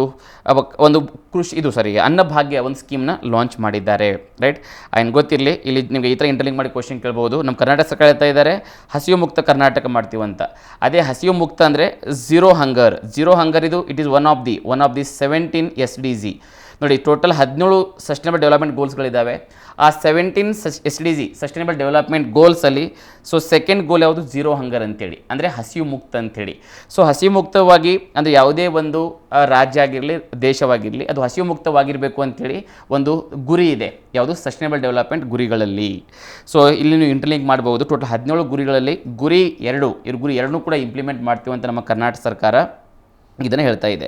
ನೆಕ್ಸ್ಟ್ ನೋಡಿ, ಅನ್ನ ಸುವಿಧಾ ಅಂಥೇಳಿ ಕೂಡ. ಅನ್ನ ಸುವಿಧಾ ಅಂದರೆ ಯಾವುದೇ ಒಂದು ಮನೆಯಲ್ಲಿ 70 ವರ್ಷಕ್ಕಿಂತ ಹೆಚ್ಚಿನ ವಯಸ್ಕರರು ಇದ್ದರೆ ಅವರಿಗೆ ನಡೆಯೋಕ್ಕೆ ಆಗದೇ ಇರುವುದರಿಂದ ಅವರ ಮನೆ ಬಾಗಿಲಿಗೆ ಗೌರ್ಮೆಂಟ್ ಸರ್ವಿಸಸ್ನ ತಲುಪಿಸುವಂಥ ಒಂದು ಯೋಜನೆ ಇದು. ಅನ್ನ ಸುವಿಧಾ ಎಂಬ ಹೊಸ ಯೋಜನೆಯಡಿಯಲ್ಲಿ ಹೋಮ್ ಡೆಲಿವರಿ ಆ್ಯಪ್ ಮೂಲಕ 80 ವರ್ಷ ದಾಟಿದ ಹಿರಿಯ ನಾಗರಿಕರು ಮಾತ್ರ ಇರುವ ಮನೆಯ ಬಾಗಿಲಿಗೆ ಆಹಾರ ಧಾನ್ಯಗಳನ್ನು ಅಂದರೆ PDS ಪಬ್ಲಿಕ್ ಡಿಸ್ಟ್ರಿಬ್ಯೂಷನ್ ಸಿಸ್ಟಮಲ್ಲಿ ಸಿಗುವಂಥ ಧಾನ್ಯಗಳನ್ನು ನೇರವಾಗಿ ಸರ್ಕಾರ ಅವ್ರ ಮನೆಗೆ ತಲುಪಿಸುವಂಥ ಒಂದು ಯೋಜನೆ ಇದು, ಅನ್ನ ಸುವಿಧಾ ಅಂತೇಳಿ. ಇನ್ನೊಂದು ಬರುತ್ತೆ ಗಿಗ್ ಕಾರ್ಮಿಕರು ಅಂತೇಳಿ. ಗಿಗ್ ಕಾರ್ಮಿಕ ಅಥವಾ ಗಿಗ್ ವರ್ಕರ್ಸ್ ಅಂತ ಬರ್ತಾರೆ, gig workers. So gig workers ಅಂದರೆ temporary workers those works for short time duration and generally in the private sector ಯಾರು ಪ್ರೈವೇಟ್ ಸೆಕ್ಟರಲ್ಲಿ ಒಂದು ತಾತ್ಕಾಲಿಕವಾಗಿ ಏನು ಕೆಲಸ ಮಾಡ್ತಿರ್ತಾರೆ ನೋಡಿ, ನಾವು ಗಿಗ್ ವರ್ಕರ್ಸ್ ಅಂತ ಕರಿತೀವಿ. ಫಾರ್ ಎಕ್ಸಾಂಪಲ್ ಓಲಾ ಡ್ರೈವರ್ಸ್ ಆಗಿರ್ಬೋದು, ಊಬರ್ ಡ್ರೈವರ್ಸ್ ಆಗಿರ್ಬೋದು, ಆ್ಯಂಡ್ ಸ್ವಿಗ್ಗಿ ಝೊಮ್ಯಾಟೊ ವರ್ಕರ್ಸ್ ಆಗಿರ್ಬೋದು. ಇವೆಲ್ಲರಿಗೆ ಏನಂದರೆ ಒಂದು ಭದ್ರತೆ ಒದಗಿಸುವಂಥ ಒಂದು ಭದ್ರತೆ ಒದಗಿಸಬೇಕು ಅಂತೇಳಿ ಕೂಡ ಒಂದು ಯೋಜನೆ ಕೂಡ ನಮ್ಮ ಕರ್ನಾಟಕ ಸರ್ಕಾರ ಹಾಕ್ಕೊಂಡಿದೆ. ಸೊ ನಮ್ಮ ಸರ್ಕಾರವು ಪ್ಲ್ಯಾಟ್ಫಾರ್ಮ್ ಆಧಾರಿತ ಗಿಗ್ ವರ್ಕರ್ ಬದುಕಿನ ಭದ್ರತೆಗಾಗಿ platform based gig workers fund and welfare fee ಬಿಲ್ನ ಕೂಡ ಸ್ಥಾಪನೆ ಮಾಡ್ತಾ ಇದ್ದಾರೆ. ಅಂದರೆ ಇವು ನೋಡಿ, ಪ್ರತಿಯೊಂದು ಸೆಕ್ಟರ್ನ ಕೂಡ ಇವರು ಕವರ್ ಮಾಡಿದ್ದಾರೆ, ರೈಟ್. ಸೊ ಯಾವುದೇ ಒಂದು ಸೆಕ್ಟರ್ನು ಕೂಡ ಇವರು ಬಿಟ್ಟಿಲ್ಲ ಅಂತ, ಎಲ್ಲ ಸೆಕ್ಟರ್ನು ಕೂಡ ಕವರ್ ಮಾಡಿದ್ದಾರೆ, ರೈಟ್. ನೆಕ್ಸ್ಟ್ ನೋಡಿ, ಆಶಾದೀಪ ಯೋಜನೆಯಡಿಯಲ್ಲಿ ನೋಡಿ, ತುಂಬ ಇಂಪಾರ್ಟೆಂಟ್ ಇದು ಕೂಡ. ಆಶಾದೀಪ ಯೋಜನೆಯಲ್ಲಿ ಒಂದು ಅಪ್ರೆಂಟಿಸ್ ತರಬೇತಿ ನೀಡುವಂಥ ಒಂದು ಯೋಜನೆ ಇದೆ. ಯಾರಿಗಂದರೆ ಪರಿಶಿಷ್ಟ ಜಾತಿ ಮತ್ತು ಪರಿಶಿಷ್ಟ ಪಂಗಡದ ವಿದ್ಯಾರ್ಥಿಗಳಿಗೆ ಆಶಾದೀಪ ಯೋಜನೆಯಲ್ಲಿ ಒಂದು ಅಪ್ರೆಂಟಿಸ್ ತರಬೇತಿ ನೀಡುವಂಥ ಒಂದು ಯೋಜನೆ ಇದು, ರೈಟ್. ಆ್ಯಂಡ್ ನೆಕ್ಸ್ಟ್ ಪಾಯಿಂಟ್ ನೋಡಿ, ಸೊ ಕೈಗಾರಿಕಾ ಮತ್ತು ಉದ್ಯೋನ್ಮುಖ ವಲಯಗಳಲ್ಲಿ ನುರಿತ ಉದ್ಯೋಗಿಗಳ ಅಗತ್ಯವನ್ನು ಪೂರೈಸಲು ಬಳ್ಳಾರಿ ಜಿಲ್ಲೆಯ ಸಂಡೂರಿನಲ್ಲಿ ಒಂದು ಸ್ಕಿಲ್ ಅಕಾಡೆಮಿಯನ್ನು ಕೂಡ ಸ್ಥಾಪನೆ ಮಾಡ್ತಾ ಇದ್ದಾರೆ. Because that Sandur is very famous for iron. ಅಲ್ಲೇ ಒಂದು ಸ್ಕಿಲ್ ಅಕಾಡೆಮಿಯನ್ನು ಕೂಡ ಸ್ಥಾಪನೆ ಮಾಡ್ತೀವಿ ಅಂತ ಹೇಳಿದ್ದಾರೆ. ಆ್ಯಂಡ್ ನೆಕ್ಸ್ಟ್ ನೋಡಿ, GTTC ಬಹು ಕೌಶಲ್ಯ ಅಭಿವೃದ್ಧಿ ಕೇಂದ್ರವನ್ನು ಕೂಡ ವಿಶ್ವೇಶ್ವರಯ್ಯ ತಾಂತ್ರಿಕ ವಿಶ್ವವಿದ್ಯಾಲಯದ ಸಹಯೋಗದೊಂದಿಗೆ ಕಲಬುರಗಿ, ಕೊಪ್ಪಳ, ತಳಕಲ್ ಮತ್ತು ಮೈಸೂರಿನ ವರುಣಾದಲ್ಲಿ ಕೂಡ 350 ಕೋಟಿ ಖರ್ಚಿನಲ್ಲಿ ಸ್ಥಾಪನೆ ಮಾಡ್ತೀವಿ ಅಂತ ಕೂಡ ಹೇಳಿದ್ದಾರೆ, ರೈಟ್. ನೆಕ್ಸ್ಟ್ ನೋಡಿ, ಕೆಫೆ ಸಂಜೀವಿನಿ, ಇದು ಇಂಪಾರ್ಟೆಂಟ್ ಪ್ರಿಲಿಮ್ಸ್ ಎಕ್ಸಾಮಿಗೆ, ರೈಟ್. ಕೆಫೆ ಸಂಜೀವಿನಿ ಇಂಥವು ಇಂಪಾರ್ಟೆಂಟ್ ಪಾಯಿಂಟ್ ಗೊತ್ತಿರಬೇಕು. ನಾವು ಯಾವ್ದು ಇಂಪಾರ್ಟೆಂಟ್ ಸ್ಟಾರ್ ಮಾರ್ಕ್ಸ್ ಆಗ್ತದೆ ನೋಡಿ, ಅದು ತುಂಬ ಇಂಪಾರ್ಟೆಂಟ್ ನಿಮ್ಮ ಪ್ರಿಲಿಮ್ಸ್ ಎಕ್ಸಾಮಿಗೆ. ನೋಡಿ, ಕೆಫೆ ಸಂಜೀವಿನಿ ಅಂದರೆ ಸೊ ಮಹಿಳೆಯರೇ ನಡೆಸುವಂಥ ಒಂದು ಕ್ಯಾಂಟೀನ್ಗಳಿವೆಲ್ಲ, ಮಹಿಳೆಯರೇ ನಡೆಸುವಂಥ ಕ್ಯಾಂಟೀನ್ಗಳನ್ನು ನೋಡಿ ಸ್ಥಾಪಿಸುವ ಮೂಲಕ ಗ್ರಾಮೀಣ ಪ್ರದೇಶದಲ್ಲಿ ಸ್ಥಳೀಯ ಆಹಾರವನ್ನು ಶುಚಿ ಮತ್ತು ರುಚಿಯಾಗಿ ಕೈಗೆಟುಕುವ ದರದಲ್ಲಿ ಒದಗಿಸಲಾಗುವುದು. ಪ್ರಸಕ್ತ ಸಾಲಿನಲ್ಲಿ 7.5 ಕೋಟಿ ರೂಪಾಯಿ ವೆಚ್ಚದಲ್ಲಿ 50 ಕೆಫೆಗಳನ್ನು ಸ್ಥಾಪನೆ ಮಾಡ್ತೀವಿ ಅಂತ ಹೇಳಿದ್ದಾರೆ. ಈ ನಂಬರ್ ತುಂಬಾ ಇಂಪಾರ್ಟೆಂಟ್. 50 ಕೆಫೆಗಳನ್ನು ಸ್ಥಾಪನೆ ಮಾಡ್ತೀವಿ ಅಂತ ಹೇಳಿದ್ದಾರೆ. ಯಾವುದು? ಕೆಫೆ ಸಂಜೀವಿನಿ ಅಂದರೆ ಏನು? ಮಹಿಳೆ ನಡೆಸುವಂಥ ಒಂದು ಹೋಟೆಲ್ಗಳು, ಕೆಫೆಗಳು, ರೈಟ್. ಅದರಲ್ಲಿ ಎಲ್ಲಿ ಅಂದರೆ ಗ್ರಾಮೀಣ ಭಾಗದಲ್ಲಿ. ಸೊ ಮಹಿಳೆಯರು ನಡೆಸ್ತಾರೆ. ಒಂದು ಅಲ್ಲಿ ರೀಜ್ನಲ್ ಅಂದರೆ ಪ್ರಾದೇಶಿಕವಾಗಿ ಸಿಗುವಂಥ ಆಹಾರ, ಆ ಒಂದು ಟೇಸ್ಟ್ ಮತ್ತು ಕ್ವಾಲಿಟಿ ಮೇಂಟೈನ್ ಮಾಡುವಗೋಸ್ಕರ ಒಂದು ಕೆಫೆ ಸಂಜೀವಿನಿ ಅಂತ ಕೂಡ ಒಂದು ಕಾನ್ಸೆಪ್ಟ್ನ ತೊಗೊಂಡ್ಬಂದಿದ್ದಾರೆ. ಕೆಫೆ ಸಂಜೀವಿನಿ 50 ಕೆಫೆಗಳನ್ನು ಸ್ಥಾಪನೆ ಮಾಡುವಂಥ ಒಂದು ಯೋಜನೆ ಇದು, ರೈಟ್. ಸೊ ಕೆಫೆ ಸಂಜೀವಿನಿ. ಸೊ ನೆಕ್ಸ್ಟ್ ನೋಡಿ, ಸೊ ಗ್ರಾಮೀಣಾಭಿವೃದ್ಧಿ ಮತ್ತು ಪಂಚಾಯತ್ ರಾಜ್ ತುಂಬ ಇಂಪಾರ್ಟೆಂಟ್. ಇದು ಕೂಡ rural development, right. So rural development, ಗ್ರಾಮೀಣಾಭಿವೃದ್ಧಿ ಮತ್ತು ಪಂಚಾಯತ್ ರಾಜ್ ಅಂತೇಳಿ. So PRI, panchayat Raj institutions, ತುಂಬ ಇಂಪಾರ್ಟೆಂಟ್. ಸೊ ಗ್ರಾಮೀಣ ಭಾಗದ ರಸ್ತೆ ಸಂಪರ್ಕ ಜಾಲವನ್ನು ವ್ಯವಸ್ಥಿತವಾಗಿ ಮತ್ತು ಗುಣಾತ್ಮಕವಾಗಿ ಅಭಿವೃದ್ಧಿಪಡಿಸಲು ಪ್ರಗತಿ ಪಥ್ ಯೋಜನೆ ಕೂಡ ಲಾಂಚ್ ಮಾಡಿದ್ದಾರೆ, ರೈಟ್. ಪ್ರಗತಿ ಪಥ್ ಯೋಜನೆ ಕೂಡ ಬಾಹ್ಯ ನೆರವಿನೊಂದಿಗೆ ಪ್ರಾರಂಭಿಸಲಾಗುವುದು. ಈ ಯೋಜನೆ ಅಡಿಯಲ್ಲಿ 180 ಗ್ರಾಮೀಣ ವಿಧಾನಸಭಾ ಕ್ಷೇತ್ರಗಳಲ್ಲಿ ತಲಾ 50 ಕಿಲೋಮೀಟರ್ ಉದ್ದದ ರಸ್ತೆಗಳಂತೆ ಒಟ್ಟಾರೆಯಾಗಿ 9,450 ಕಿಲೋಮೀಟರ್ ಉದ್ದದ ರಸ್ತೆ ಸಂಪರ್ಕ ಜಾಲವನ್ನು 55,200 ಕೋಟಿ ವೆಚ್ಚದಲ್ಲಿ ಅಭಿವೃದ್ಧಿಪಡಿಸಲಾಗುವುದು. ತುಂಬ ಇಂಪಾರ್ಟೆಂಟ್ ಪಾಯಿಂಟ್ ಇಲ್ಲಿ. 189 ಅಂದರೆ 189 ಗ್ರಾಮೀಣ ವಿಧಾನಸಭಾ ಕ್ಷೇತ್ರಗಳಲ್ಲಿ 189 ವಿಧಾನಸಭಾ ಕ್ಷೇತ್ರಗಳಲ್ಲಿ ತಲಾ 50 ಕಿಲೋಮೀಟರ್ ಉದ್ದದ ರಸ್ತೆಗಳಂತೆ ಒಟ್ಟಾರೆಯಾಗಿ 9450 ಕಿಲೋಮೀಟರ್ ಉದ್ದದ ರಸ್ತೆ ಸಂಪರ್ಕ ಜಾಲವನ್ನು ಸ್ಥಾಪನೆ ಮಾಡ್ತೀವಿ ಅಂತ ಕೂಡ ಹೇಳಿದ್ದಾರೆ. ಇದು ಮೊನ್ನೆ KSL ಬಂದಿರುವಂಥ ಕ್ವಶನ್. ತುಂಬ ಸಿಂಪಲ್ ಆಗಿದೆ. ಇಲ್ಲಿ 189 × 50 ಮಾಡಿಕೊಂಡ್ರು ಸಾಕು, ನಿಮಗೆ ಆನ್ಸರ್ ಸಿಕ್ಬಿಡ್ತಾ ಇತ್ತು, ರೈಟ್. ಸಿಂಪಲ್ ಕ್ವಶನ್ ಕೇಳಿದರು, ರೈಟ್. ಈ ಡಾಟಾ ಮೇಲೆ 189 ಗ್ರಾಮೀಣ ವಿಧಾನಸಭಾ ಕ್ಷೇತ್ರಗಳಲ್ಲಿ ಒಂದು ವಿಧಾನಸಭಾದಲ್ಲಿ 50 ಕಿಲೋಮೀಟರ್ದಂತೆ ಒಟ್ಟು 9,450 ಕಿಲೋಮೀಟರ್ ರಸ್ತೆ ಜಾಲವನ್ನು ಎಸ್ಟಾಬ್ಲಿಷ್ ಮಾಡ್ತೀವಿ ಅಂತ ಕೂಡ ಇದರಲ್ಲಿ ಹೇಳಲಾಗಿದೆ. ನೆಕ್ಸ್ಟ್ ನೋಡಿ, ಕಲ್ಯಾಣ್ ಪಥ್ ಅಂತೇಳಿ. ಕಲ್ಯಾಣ್ ಪಥ್ ಯೋಜನೆಯಲ್ಲಿ ಕಲ್ಯಾಣ ಕರ್ನಾಟಕದ 38 ಗ್ರಾಮೀಣ ವಿಧಾನಸಭಾ ಕ್ಷೇತ್ರಗಳಲ್ಲಿ ಪ್ರಧಾನಮಂತ್ರಿ ಗ್ರಾಮ್ ಸಡಕ್ ಯೋಜನೆ ಮಾದರಿಯಲ್ಲಿ 1,150 ಕಿಲೋಮೀಟರ್ ರಸ್ತೆಗಳನ್ನು 1,000 ಕೋಟಿ ರೂಪಾಯಿ ವೆಚ್ಚದಲ್ಲಿ ಸ್ಥಾಪನೆ ಮಾಡ್ತೀನಿ ಅಂತ ಕೂಡ ಹೇಳಿದ್ದಾರೆ. ತುಂಬ ಇಂಪಾರ್ಟೆಂಟ್, ಎರಡು ಡಾಟಾ ಗೊತ್ತಿರಲಿ. ಒಂದು ಕಲ್ಯಾಣ್ ಪಥ್ ಮತ್ತು ಪ್ರಗತಿ ಪಥ್. ಸೊ ಪ್ರಗತಿ ಪಥ್ ಅಡಿಯಲ್ಲಿ total 9,450 kilometre road and Kalyan path ಅಡಿಯಲ್ಲಿ 1,150 ಕಿಲೋಮೀಟರ್ಸ್ ರೋಡ್ನ ಸ್ಥಾಪನೆ ಮಾಡ್ತೀನಿ ಕೂಡ ಹೇಳಿದ್ದಾರೆ. ರೈಟ್, ಪ್ರಧಾನಮಂತ್ರಿ ಗ್ರಾಮ್ ಸಡಕ್ ಯೋಜನಾ ತುಂಬ ಇಂಪಾರ್ಟೆಂಟ್. ಆ್ಯಂಡ್ ದಿಸ್ ಪ್ರಧಾನಮಂತ್ರಿ ಗ್ರಾಮ್ ಸಡಕ್ ಯೋಜನಾ ಯಾರು ಇದನ್ನು ಪ್ರಾರಂಭ ಮಾಡಿದ್ರು ಅಂದರೆ ಅಟಲ್ ಬಿಹಾರಿ ವಾಜಪೇಯಿ ಅವರು ಪ್ರಧಾನಮಂತ್ರಿ ಆಗಿರುವಾಗ ಪ್ರಧಾನಮಂತ್ರಿ ಗ್ರಾಮ್ ಸಡಕ್ ಯೋಜನಾವನ್ನು ಪ್ರಾರಂಭ ಮಾಡಿದರು. ರೈಟ್, ಸೊ ನೆಕ್ಸ್ಟ್ ನೋಡಿ, ಸ್ಥಳೀಯ ಆಡಳಿತ ಮತ್ತು ಸಂಸ್ಥೆಗಳಲ್ಲಿ ತ್ವರಿತ ಸೇವಾ ಪೂರೈಕೆ, ಭ್ರಷ್ಟಾಚಾರ ನಿಯಂತ್ರಣ ಮತ್ತು ದಕ್ಷತೆಯನ್ನು ಹೆಚ್ಚಿಸಲು ಸೊ ಪ್ರಸಕ್ತ ವರ್ಷ 5 ಉಪಕ್ರಮಗಳನ್ನು ತೆಗೆದುಕೊಳ್ಳಲಾಗುವುದು. ಇದೇ ಇಲ್ಲಿ ಕೊಟ್ಟಿದ್ದಾರೆ, ಏನೇನು ಮಾಡ್ತೀನಿ ಅಂತ ಹೇಳಿದ್ದಾರೆ, ಒಂದ್ಸರಿ ನೋಡ್ಕೊಳ್ಳಿ ಪಾಯಿಂಟ್ ಇದು. ನೆಕ್ಸ್ಟ್ ನೋಡಿ, ಗ್ರಾಮ ಪಂಚಾಯತ್ಗಳಲ್ಲಿ ವಿದ್ಯುತ್ ಬಳಕೆಯ ಮೇಲೆ ನಿಗಾ ವಹಿಸಲು ಹಾಗೂ ವಿದ್ಯುತ್ ವೆಚ್ಚ ಕಡಿಮೆ ಮಾಡಲು 50 ಗ್ರಾಮ ಪಂಚಾಯತ್ಗಳಲ್ಲಿ ಹೊಂಬೆಳಕು ಕಾರ್ಯಕ್ರಮದಡಿ 25 ಕೋಟಿ ರೂಪಾಯಿಗಳ ವೆಚ್ಚದಲ್ಲಿ ಸೋಲಾರ್ ದೀಪಗಳನ್ನು ಅಳವಡಿಸಲಾಗುವುದು. ಬೆಳಕು ಏನಂತೆ ಕ್ವಶನ್ ಕೇಳ್ತಾರೆ. ಇದು ಮೊನ್ನೆ KS ಕ್ವಶನ್. ಇದು ಕೂಡ ಬೆಳಕು ಅಂದರೆ ಅದೇ ಗ್ರಾಮ ಪಂಚಾಯತ್ಗಳಲ್ಲಿ ಬೀದಿ ದೀಪಗಳನ್ನು, ಆ ಬೀದಿ ದೀಪಗಳ ಒಂದು ವಿದ್ಯುತ್ ವ್ಯತ್ಯಯವನ್ನು ಕಡಿಮೆಗೊಳಿಸುವಂಥ ಒಂದು ಯೋಜನೆ ಇದು. ನೋಡಿ, ಗ್ರಾಮ ಪಂಚಾಯತ್ಗಳಲ್ಲಿ ವಿದ್ಯುತ್ ಬಳಕೆಯ ಮೇಲೆ ನಿಗಾ ವಹಿಸಲು ಹಾಗೂ ವಿದ್ಯುತ್ ವೆಚ್ಚ ಕಡಿಮೆ ಮಾಡಲು 50 ಗ್ರಾಮ ಪಂಚಾಯತ್ಗಳಲ್ಲಿ ಬೆಳಕು ಕಾರ್ಯಕ್ರಮದಡಿ 25 ಕೋಟಿ ರೂಪಾಯಿ ವೆಚ್ಚದಲ್ಲಿ ಸೋಲಾರ್ ದೀಪಗಳನ್ನು ಅಳವಡಿಸುವುದು ಮತ್ತು ಒಂದು ವಿದ್ಯುತ್ ವ್ಯತ್ಯಯವನ್ನು ಕಡಿಮೆಗೊಳಿಸುವಂಥ ಒಂದು ಯೋಜನೆ. ತುಂಬ ಇಂಪಾರ್ಟೆಂಟ್. ಮೊನ್ನೆ KS ಎಕ್ಸಾಮ್ ಆಯ್ತು ನೋಡಿ, ಆ ಎಕ್ಸಾಮಲ್ಲಿ ಬಂದಿರುವಂಥ ಕ್ವಶನ್ ಇದು, ಬೆಳಕು. ನೆಕ್ಸ್ಟ್, ಪ್ರೇರಣಾ ಕಾರ್ಯಕ್ರಮದಡಿ ಸ್ವಸಹಾಯ ಗುಂಪುಗಳು ಅಂದರೆ ಸೆಲ್ಫ್ ಹೆಲ್ಪ್ ಗ್ರೂಪ್ಸ್ ಅಂತೇಳಿ, ಸ್ವಸಹಾಯ ಗುಂಪುಗಳ ಮಹಿಳೆಯರು, ಗ್ರಾಮ ಪಂಚಾಯತಿಗಳ ಮಹಿಳಾ ಸದಸ್ಯರು ಹಾಗೂ ಗ್ರಾಮೀಣ ಪ್ರದೇಶದ ಮುಂಚೂಣಿಯ ಕಾರ್ಯಕ್ರಮಗಳಲ್ಲಿ ಸೊ ಮೆನ್ಸ್ಟ್ರುವಲ್ ಕಪ್ ಅಂತೇಳಿ ಬರುತ್ತೆ ನಿಮಗೆ. ರೈಟ್, ಮೆನ್ಸ್ಟ್ರುವಲ್ ಕಪ್ ಅಂತ ಬರುತ್ತೆ. ಸೊ ಏನಂದರೆ ಒಂಥರ MC ಟೈಮಲ್ಲಿ ಏನು ಬ್ಲಡ್ ಹೋಗ್ತಿರುತ್ತೆ ನೋಡಿ, ಅದನ್ನು ಸ್ಟೋರ್ ಮಾಡಿ, ಕರೆಕ್ಟಾಗಿ ಕೇಳ್ಕೊಳ್ಳಿ. ಆ ಒಂದು ಹೆಲ್ತ್ ಇಶ್ಯೂಗಳು ತುಂಬ ಆಗ್ತಿರ್ತವೆ, ಅದನ್ನು ತಡೆಗಟ್ಟುಗೋಸ್ಕರ ಮೆನ್ಸ್ಟ್ರುವಲ್ ಕಪ್ ಅಂದರೆ ರೀಬಳಕೆ ಮಾಡುವಂಥ ಕಪ್ಗಳಿವೆಲ್ಲ. ಮೆನ್ಸ್ಟ್ರುವಲ್ ಕಪ್ ಬಳಕೆಯನ್ನು ಪ್ರೋತ್ಸಾಹಿಸೋಗೋಸ್ಕರ ಪ್ರೇರಣಾ ಒಂದು ಕಾರ್ಯಕ್ರಮ ಕೂಡ ಲಾಂಚ್ ಮಾಡಿದ್ದಾರೆ.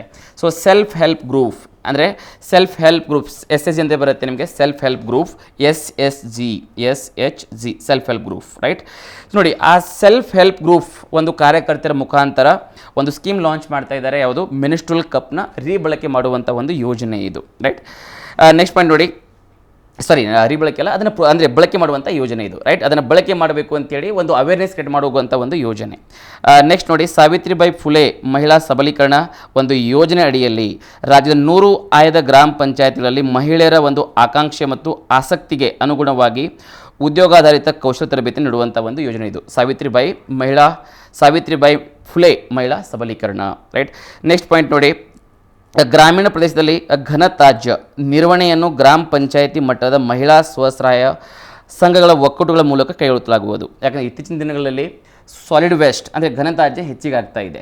ಆ ಘನತ್ಯಾಜ್ಯವನ್ನು ನಿರ್ವಹಣೆ ಮಾಡೋಕ್ಕೋಸ್ಕರ ಒಂದು ಸೆಲ್ಫ್ ಹೆಲ್ಪ್ ಗ್ರೂಪ್ ಸಹಾಯ ತೆಗೆದುಕೊಂಡು ಅದನ್ನು ಇಂಪ್ಲಿಮೆಂಟ್ ಮಾಡ್ತೀವಿ ಅಂತ ಕೂಡ ಇದರಲ್ಲಿ ಹೇಳಲಾಗಿದೆ. ರೈಟ್, ಇನ್ನೊಂದು ಪದ ಬರುತ್ತೆ ನಿಮಗೆ, ಸರ್ಕ್ಯುಲರ್ ಎಕನಾಮಿ ಅಂತ. ಸರ್ಕ್ಯುಲರ್ ಎಕನಾಮಿ ಅಂದರೆ ಯಾವುದೇ ಒಂದು ಘನತ್ಯಾಜ್ಯ ಅದನ್ನು ನೇರವಾಗಿ ಒಂದು ಲ್ಯಾಂಡ್ ಫಿಲ್ಸ್ ಅಥವಾ ಕಸ ಎಸೆಯುವಂಥ ಒಂದು ತಾಣಗಳಲ್ಲಿ ಹಾಕದೇನೆ ಅದನ್ನು ಮರುಬಳಕೆ ಮಾಡುವಂಥ ಒಂದು ಯೋಜನೆ ಇದು. ಮರುಬಳಕೆ ಅಂದರೆ ರೀಸೈಕ್ಲಿಂಗ್ ಅಂತ.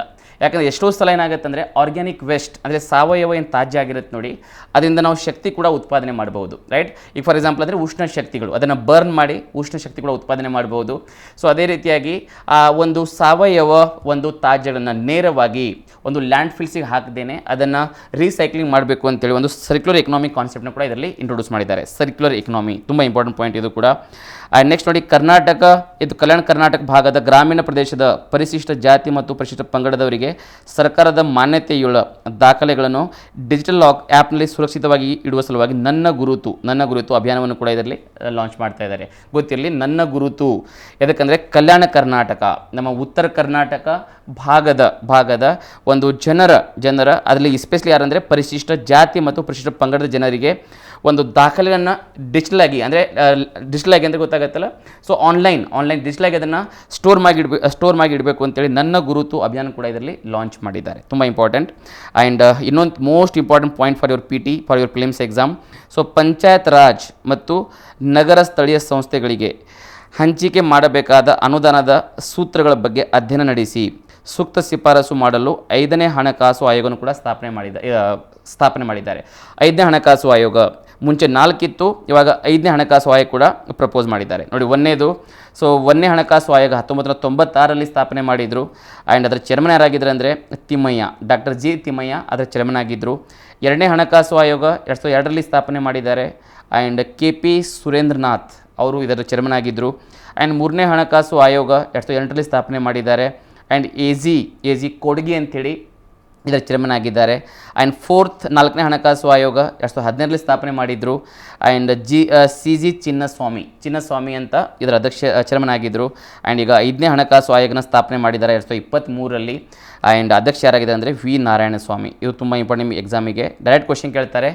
ಸೊ ಕರ್ನಾಟಕ 5ನೇ ಹಣಕಾಸು ಆಯೋಗದ ಅಧ್ಯಕ್ಷರು ಯಾರು ಅಂತ ಕ್ವಶನ್ ಕೇಳ್ತಾರೆ. ರೈಟ್ ಆನ್ಸರ್ ಇಲ್ಲಿ ವಿ ನಾರಾಯಣಸ್ವಾಮಿ ಅಂತೇಳಿ. ವಿ ನಾರಾಯಣಸ್ವಾಮಿ, ಅದಕ್ಕಿಂತ ಮುಂಚೆ ಚಿನ್ನಸ್ವಾಮಿ ಅಂತ ಕನ್ಫ್ಯೂಸ್ ಆಗ್ತಿರ್ತಾರೆ. ಚಿನ್ನಸ್ವಾಮಿ ಮತ್ತು ನಾರಾಯಣಸ್ವಾಮಿ ಗೊತ್ತಿರಲಿ. Chinnaswamy 4th chairman.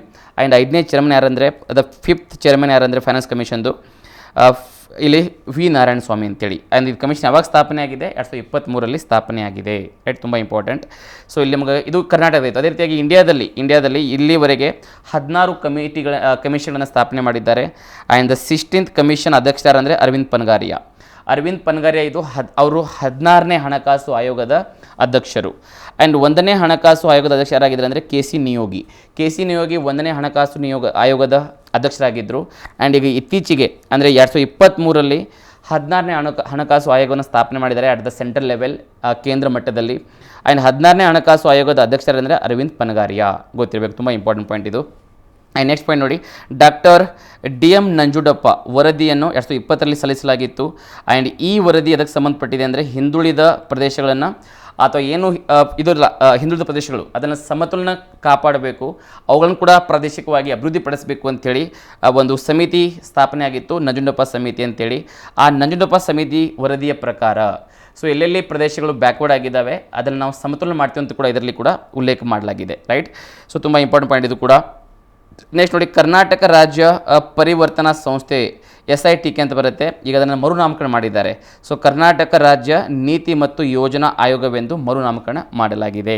So Bengaluru ನಗರವನ್ನು ವಿಶ್ವ ದರ್ಜೆಯ ನಗರವಾಗಿ ಅಭಿವೃದ್ಧಿಪಡಿಸಲು ನಾವು ನೋಡಿ, ಇದು ನಮ್ಮ ಬ್ರ್ಯಾಂಡ್ ಬೆಂಗಳೂರು ಅಂತ ಕೂಡ ಲಾಂಚ್ ಮಾಡಿದ್ದಾರೆ. ಬ್ರ್ಯಾಂಡ್ ಬೆಂಗಳೂರು ಅಂದರೆ ಬೆಂಗಳೂರಲ್ಲಿ ಟ್ರಾಫಿಕ್ ಇಶ್ಯೂ ಕಡಿಮೆ ಮಾಡೋದಾಗಿರ್ಬೋದು, ಅಥವಾ ರೋಡ್ ಆಕ್ಸಿಡೆಂಟ್ ಕಡಿಮೆ ಮಾಡೋದಾಗಿರ್ಬೋದು, ಅಥವಾ ಇವಾಗ ಸಾಲಿಡ್ ವೇಸ್ಟ್ ಮ್ಯಾನೇಜ್ಮೆಂಟ್ ಪ್ರಾಪರಾಗಿ ಮಾಡೋದಾಗಿರ್ಬೋದು, ಅಥವಾ ಕ್ರೈಮ್ಸ್ ಕಡಿಮೆ ಮಾಡೋದಾಗಿರ್ಬೋದು, ಇವೆಲ್ಲ ನಾವು ಅಂದರೆ ಇಂಪ್ಲಿಮೆಂಟ್ ಮಾಡಿ ಒಂದು ಬ್ರ್ಯಾಂಡ್ ಬೆಂಗಳೂರು ಮಾಡ್ತೀವಿ ಅಂತ ಕೂಡ ಇದರಲ್ಲಿ ಹೇಳಿದ್ದಾರೆ. ಆ್ಯಂಡ್ ಇತ್ತೀಚಿನ ದಿನಗಳಲ್ಲಿ ಒಂದು ಫ್ಲಡ್ ಅಂದರೆ ಅರ್ಬನ್ ಫ್ಲಡ್ಸ್, ಒಂದು ನಗರ ಪ್ರವಾಹ ಹೆಚ್ಚಿಗೆ ಆಗ್ತಾ ಇದೆ. ಆ ಅರ್ಬನ್ ಫ್ಲಡ್ ಹೆಚ್ಚಿಗೆ ಆಗ್ತಾ ಇದೆ, ಅದನ್ನು ಕಡಿಮೆ ಮಾಡೋದು ಕೂಡ ಇದರದ್ದು ಉದ್ದೇಶ ಆಗಿದೆ. ಅದರದ್ದು ಬ್ರ್ಯಾಂಡ್ ಬೆಂಗಳೂರದು. ರೈಟ್, ತುಂಬ ಇಂಪಾರ್ಟೆಂಟ್ ಪಾಯಿಂಟ್ ಇದು ಕೂಡ. ಸೊ ಬ್ರ್ಯಾಂಡ್ ಬೆಂಗಳೂರು ಅದರಲ್ಲಿ ಕೊಟ್ಟಿದ್ದಾರೆ ಏನೇನು ಮಾಡ್ತೀವಿ ಅಂತ.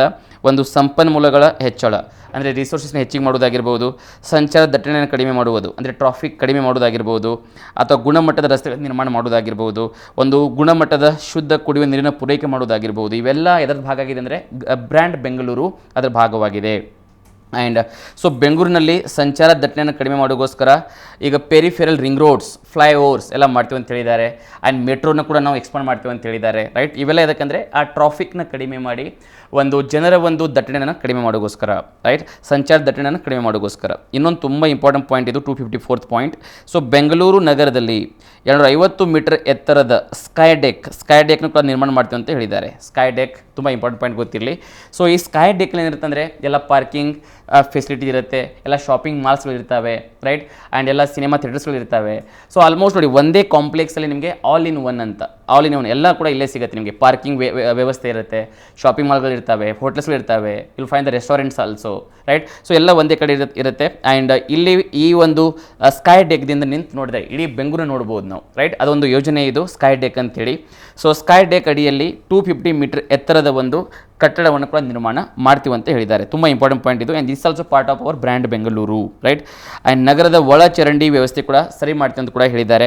ಆ್ಯಂಡ್ ನಗರದ ಒಳಗೆ ಆಕರ್ಷಕವಾದ ಪ್ರವಾಸಿ ತಾಣನೂ ಕೂಡ ಸೃಷ್ಟಿ ಮಾಡ್ತೀವಿ ಅಂತ ಕೂಡ ಈ ಒಂದು ಬಜೆಟಲ್ಲಿ ಉಲ್ಲೇಖ ಮಾಡಿದ್ದಾರೆ. ರೈಟ್, ತುಂಬ ಇಂಪಾರ್ಟೆಂಟ್ ಪಾಯಿಂಟ್ ಇದು ಕೂಡ. ನೆಕ್ಸ್ಟ್ ನೋಡಿ, ಸೊ ಬೆಂಗಳೂರು ಉಪನಗರ ರೈಲು ಯೋಜನೆ ಕೂಡ ಇಂಪ್ಲಿಮೆಂಟ್ ಮಾಡ್ತೀವಿ ಅಂತ ಹೇಳಿದ್ದಾರೆ. And next one most important point ಇಲ್ಲಿ ಏನಂದರೆ ಜಪಾನ್ ಸರ್ಕಾರದ ಸಹಯೋಗದೊಂದಿಗೆ ಸೊ ಬೆಂಗಳೂರು ನಗರದಲ್ಲಿ ಅತ್ಯಾಧುನಿಕ ತಂತ್ರಜ್ಞಾನವನ್ನು ಬಳಸಿಕೊಂಡು area traffic signal control system, ಇದು ಕೂಡ ಇದು KPSC ಬಂದಿರುವಂಥ ಕ್ವಶನ್. ಇದು ಆಲ್ರೆಡಿ ಬೇರೆ ಬೇರೆ ಎಕ್ಸಾಮಲ್ಲಿ ಕ್ವಶನ್ ಕೇಳಿದ್ದಾರೆ. ಸೊ ಜಪಾನ್ ಸರ್ಕಾರದ ಸಹಾಯದೊಂದಿಗೆ ಒಂದು ಏರಿಯಾ ಟ್ರಾಫಿಕ್ ಸಿಗ್ನಲ್ ಕಂಟ್ರೋಲ್ ಸಿಸ್ಟಮ್ನ ಇಂಪ್ಲಿಮೆಂಟ್ ಮಾಡ್ತೀವಿ ಅಂತ ಹೇಳಿದ್ದಾರೆ. ಸೊ ಆಲ್ರೆಡಿ ನಿಮ್ಗೆ ಗೊತ್ತಿರ್ಬೋದು ಬುಲೆಟ್ ಟ್ರೈನ್ ಕೂಡ ನಮ್ಮ ಇಂಡಿಯಾದಲ್ಲಿ ಇಂಪ್ಲಿಮೆಂಟ್ ಮಾಡ್ತಾ ಇದ್ದೀವಿ. And that technology also we brought from Japan. So ಜಪಾನಿಂದ ಬಂದಿರುವಂಥ ಒಂದು ಟೆಕ್ನಾಲಜಿ ಅದು bullet train technology. And bullet train ಎಲ್ಲಿಂದ ಎಲ್ಲಿವರೆಗೆ ಪ್ರಾರಂಭ ಮಾಡಬೇಕಂತ ಒಂದು ಯೋಜನೆ ಇದೆ ಅಂದರೆ, ಸೊ ಮುಂಬೈ, ಮಹಾರಾಷ್ಟ್ರದ ಮುಂಬೈದಿಂದ ಗುಜರಾತಿನ ಅಹಮದಾಬಾದ್ವರೆಗೆ ಒಂದು 508 ಕಿಲೋಮೀಟರ್ ಲೆಂತ್ ಇರುವಂಥ ಒಂದು ಬುಲೆಟ್ ಟ್ರೈನ್ ಸರ್ವಿಸ್ನ ಪ್ರಾರಂಭ ಮಾಡಬೇಕು ಅಂತ ನಮ್ಮ ಭಾರತ ಸರ್ಕಾರದ ಯೋಜನೆ ಇದೆ. ಆ್ಯಂಡ್ ಆ ಯೋಜನೆಗೆ ಯಾರು ಸಹಾಯ ಇದೆ ಅಂದರೆ ಜಪಾನ್ ದೇಶದ ನಮಗೆ ಸಹಾಯ ಇದೆ, ರೈಟ್. ಆ್ಯಂಡ್ BBMP ಅರಣ್ಯ, ಕೆರೆ ಮತ್ತು ತೋಟಗಾರಿಕೆ ವಿಭಾಗವನ್ನು ಅರಣ್ಯ ಪರಿಸರ ಮತ್ತು ಹವಾಮಾನ ಬದಲಾವಣೆ ನಿರ್ವಹಣಾ ವಿಭಾಗ ಎಂದು ಮರುನಾಮಕರಣ ಮಾಡಲಾಗಿದೆ. ಸೊ ಬೆಂಗಳೂರು ಹಾಗೂ 10 ಮಹಾನಗರ ಪಾಲಿಕೆಯಲ್ಲಿ ವಾಣಿಜ್ಯ ಮತ್ತು ವ್ಯಾಪಾರ ದೃಷ್ಟಿಯಿಂದ ರಾತ್ರಿಯ ವೇಳೆ ವ್ಯಾಪಾರ ವಹಿವಾಟಿನ ಮೇಲಿನ ನಿರ್ಬಂಧವನ್ನು ಬೆಳಗಿನ ಜಾವ 1 ಗಂಟೆವರೆಗೆ ಅಂದರೆ 1 AM ವರೆಗೆ ವಿಸ್ತರಣೆ ಮಾಡಲಾಗಿದೆ. ನೋಡಿ, ಮುಂಚೆ ಬೆಂಗಳೂರಲ್ಲಿ 11 ಗಂಟೆ ಲಾಸ್ಟ್ ಇರ್ತಾ ಇತ್ತು, ಅಂದರೆ 11 ಗಂಟೆಗೆ ಎಲ್ಲ ಆಲ್ಮೋಸ್ಟ್ ಮಾರ್ಕೆಟೆಲ್ಲ ಕ್ಲೋಸ್ ಮಾಡಬೇಕಾಗಿತ್ತು. ಈಗ ಅದನ್ನು 1 ಗಂಟೆವರೆಗೆ ಎಕ್ಸ್ಟೆಂಡ್ ಮಾಡಿದ್ದಾರೆ. ಇನ್ನು ಮುಂದೆ ಬೆಂಗಳೂರು ಯಾವಾಗ ರಾತ್ರಿ 1 ಗಂಟೆವರೆಗೂ ಓಪನ್ ಇರುತ್ತೆ, ಆಲ್ಮೋಸ್ಟ್ 1 AM ವರೆಗೆ ಬೆಂಗಳೂರು ಓಪನ್ ಇರುತ್ತೆ. ತುಂಬ ಇಂಪಾರ್ಟೆಂಟ್ ಪಾಯಿಂಟ್ ಇದು, ರೈಟ್.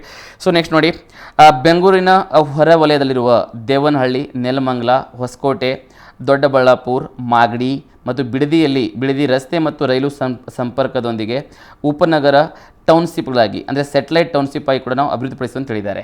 ಯಾಕಂದರೆ ಬೆಂಗಳೂರು ಮೇಲೆ ಇವಾಗ ತುಂಬ ಹೆಚ್ಚಿಗೆ ಒತ್ತಡ ಉಂಟಾಗ್ತಾ ಇದೆ ಬಿಕಾಸ್ ಆಫ್ ಅರ್ಬನ್ ಪಾಪ್ಯುಲೇಷನ್. ಈಗ ಒಂದು ನಗರ ಜನಸಂಖ್ಯೆ ಹೆಚ್ಚಿಗೆ ಆಗ್ತಾ ಇದೆ. ಸೊ ನಗರ ಜನಸಂಖ್ಯೆ ಹೆಚ್ಚಿಗೆ ಆಗ್ತಿರೋದ್ರಿಂದ ಇಲ್ಲಿ ನಗರ ಸಮಸ್ಯೆಗಳು ಕೂಡ ಹೆಚ್ಚಿಗೆ ಆಗ್ತಾ ಇದ್ದಾವೆ. ಏನು ನಗರ ಸಮಸ್ಯೆಗಳು ಅಂದರೆ ಸಾಲಿಡ್ ವೇಸ್ಟ್ ಆಗಿರ್ಬೋದು, ಘನತ್ಯಾಜ್ಯ ಆಗಿರ್ಬೋದು, ಟ್ರಾಫಿಕ್ ಇಶ್ಯೂ ಆಗಿರ್ಬೋದು, ಏರ್ ಪೊಲ್ಯೂಷನ್, ವಾಯು ಮಾಲಿನ್ಯ ಆಗಿರ್ಬೋದು, ಇವೆಲ್ಲ ಸಮಸ್ಯೆಗಳನ್ನು ಕಡಿಮೆ ಮಾಡಬೇಕು ಅಂತೇಳಿ ಒಂದು ಸೆಟಲೈಟ್ ಟೌನ್ಸ್, ಅಂದರೆ ಬೆಂಗಳೂರು ಸುತ್ತಮುತ್ತ ಒಂದು ಸೆಟಲೈಟ್ ಟೌನ್ ಅಂತೇಳಿ ಸ್ಥಾಪನೆ ಮಾಡ್ತಾರೆ. ಆ ಸೆಟಲೈಟ್ ಟೌನಲ್ಲಿ ಯಾವ್ಯಾವೆಲ್ಲ ಆಯ್ಕೆ ಆಗಿದ್ದಾವೆ ಅಂದರೆ, ಈಗ ದೇವನಹಳ್ಳಿ ಆಯ್ಕೆ ಆಗಿದೆ, ನೆಲಮಂಗಲ ಆಯ್ಕೆ ಆಗಿದೆ, ಹೊಸಕೋಟೆ ಆಯ್ಕೆ ಆಗಿದೆ, ದೊಡ್ಡಬಳ್ಳಾಪುರ ಆಯ್ಕೆ ಆಗಿದೆ, ಸೊ ಮಾಗಡಿ, ಇವೆಲ್ಲನ ಬೆಂಗಳೂರಿಗೆ ಒಂದು ಅಲ್ಟರ್ನೇಟಿವ್ ಆಗಿ ನಾವು ಡೆವಲಪ್ಮೆಂಟ್ ಮಾಡ್ತೀವಿ ಅಂತ ಕೂಡ ಇದರಲ್ಲಿ ಹೇಳಲಾಗಿದೆ. ತುಂಬ ಇಂಪಾರ್ಟೆಂಟ್. ಸೊ ನಗರ ಪ್ರದೇಶದ ಎಲ್ಲ ಮನೆಗಳಿಗೆ ಕುಡಿಯುವ ನೀರನ್ನು ಒದಗಿಸಲು ಅಮೃತ್ 2 ಕೇಂದ್ರ ಪುರಸ್ಕೃತ ಯೋಜನೆ ಕೂಡ ಅನುಷ್ಠಾನ ಮಾಡ್ತೀವಿ ಅಂತ ಕೂಡ ಇದರಲ್ಲಿ ಹೇಳಲಾಗಿದೆ, ರೈಟ್. ಸ್ಥಳೀಯ ಸಂಸ್ಥೆ ಮತ್ತು ರಾಜ್ಯ ಸರ್ಕಾರ, ಕೇಂದ್ರ ಸರ್ಕಾರ ಜಂಟಿ ಸಹಭಾಗಿತ್ವ ಯೋಜನೆಯಾದ ಅಮೃತ್ 2 ಅಡಿಯಲ್ಲಿ 539 ಕೋಟಿ ರೂಪಾಯಿಯನ್ನು ಒಂದು ಕೆರೆ ಹಾಗೂ ಜಲ ಮೂಲಗಳ ಪುನಶ್ಚೇತನ ಹಾಗೂ ಉದ್ಯಾನವನಗಳ ಅಭಿವೃದ್ಧಿಗಾಗಿ ಅದನ್ನು ಉಪಯೋಗ ಮಾಡ್ತೀವಿ ಅಂತ ಕೂಡ ಇದರಲ್ಲಿ ಹೇಳಲಾಗಿದೆ, ರೈಟ್. ನೆಕ್ಸ್ಟ್ ನೋಡಿ, ನಗರ ಪ್ರದೇಶಗಳಲ್ಲಿ ಆಸ್ತಿಗಳ ಅಕ್ರಮ ನೋಂದಣಿ ತಡೆಗಟ್ಟಲು ಹಾಗೂ ಆಸ್ತಿ ನೋಂದಣಿ ಮತ್ತು ಖಾತಾ ನಮೂದೆಯನ್ನು ಇನ್ನಷ್ಟು ಸರಳೀಕರಣಗೊಳಿಸಲು ಕಾವೇರಿ ಮತ್ತು ಇ ಆಸ್ತಿ ತಂತ್ರಾಂಶಗಳ ಸಂಯೋಜನೆಯನ್ನು ರಾಜ್ಯಾದ್ಯಂತ ಜಾರಿಗೊಳಿಸಲಾಗುವುದು. ಅಂದರೆ ಆಲ್ಮೋಸ್ಟ್ ಕರಪ್ಷನ್ ಕಡಿಮೆ ಮಾಡೋಕ್ಕೆ ಇವೆಲ್ಲ ನಾವು ಇಂಪ್ಲಿಮೆಂಟ್ ಮಾಡ್ತೀವಿ ಅಂತ ಕೂಡ ಇದರಲ್ಲಿ ಹೇಳಲಾಗಿದೆ. ಸೊ ಸಮರ್ಪಕ ಹಾಗೂ ಯೋಜಿತ ನಗರೀಕರಣಕ್ಕಾಗಿ 1 ಲಕ್ಷಕ್ಕೂ ಅಧಿಕ ಜನಸಂಖ್ಯೆ ಹೊಂದಿರುವ ಎಲ್ಲ ಸ್ಥಳೀಯ ಯೋಜನಾ ಪ್ರಾಧಿಕಾರಗಳನ್ನು ನಗರಾಭಿವೃದ್ಧಿ ಪ್ರಾಧಿಕಾರಗಳನ್ನಾಗಿ ಉನ್ನತೀಕರಣಗೊಳಿಸಲಾಗುವುದು, ರೈಟ್. ಆ್ಯಂಡ್ ನಿಮಗೆಲ್ಲರಿಗೂ ಗೊತ್ತು, ಇವಾಗ 200 ಯೂನಿಟ್ವರೆಗೆ ವಿದ್ಯುತ್ ಒಂದು ಎಲೆಕ್ಟ್ರಿಸಿಟಿ ಅಥವಾ ವಿದ್ಯುತ್ನ ನೀಡಲಾಗ್ತಾ ಇದೆ ಅಂಡರ್ ಗೃಹ ಜ್ಯೋತಿ. ಸೊ ಗೃಹ ಜ್ಯೋತಿ ಒಂದು ಗ್ಯಾರಂಟಿ ಅಡಿಯಲ್ಲಿ ಪ್ರತಿಯೊಂದು ಮನೆಗೆ 200 ಯೂನಿಟ್ಸ್ವರೆಗೆ ಒಂದು ಫ್ರೀ ಎಲೆಕ್ಟ್ರಿಸಿಟಿನ ಕೊಡ್ತಾ ಇದ್ದಾರೆ. ಸೊ ಅದು ಕೂಡ ಇವಾಗ ಇಂಪ್ಲಿಮೆಂಟ್ ಆಗಿದೆ. ಆ್ಯಂಡ್ ಎಷ್ಟೋ ಬಹುತೇಕ ಮನೆಗಳಿಗೆ ಇವಾಗ 0 ಬಿಲ್ ಕೂಡ ಬರ್ತಾ ಇದೆ. ಅಂದರೆ ಏನಾದರೂ 200 ಯೂನಿಟ್ಸ್ಗಿಂತ ಕಡಿಮೆ ಬಳಕೆ ಮಾಡಿದರೆ ಮಾತ್ರ. ಆ 200 ಯೂನಿಟ್ಸ್ಗಿಂತ ಹೆಚ್ಚಿಗೆ ಏನಾದರೂ ಬಳಕೆ ಮಾಡಿದ್ರೆ ಅವರು ಕೂಡ ಪೇಮೆಂಟ್ ಮಾಡಲೇಬೇಕಾಗತ್ತೆ.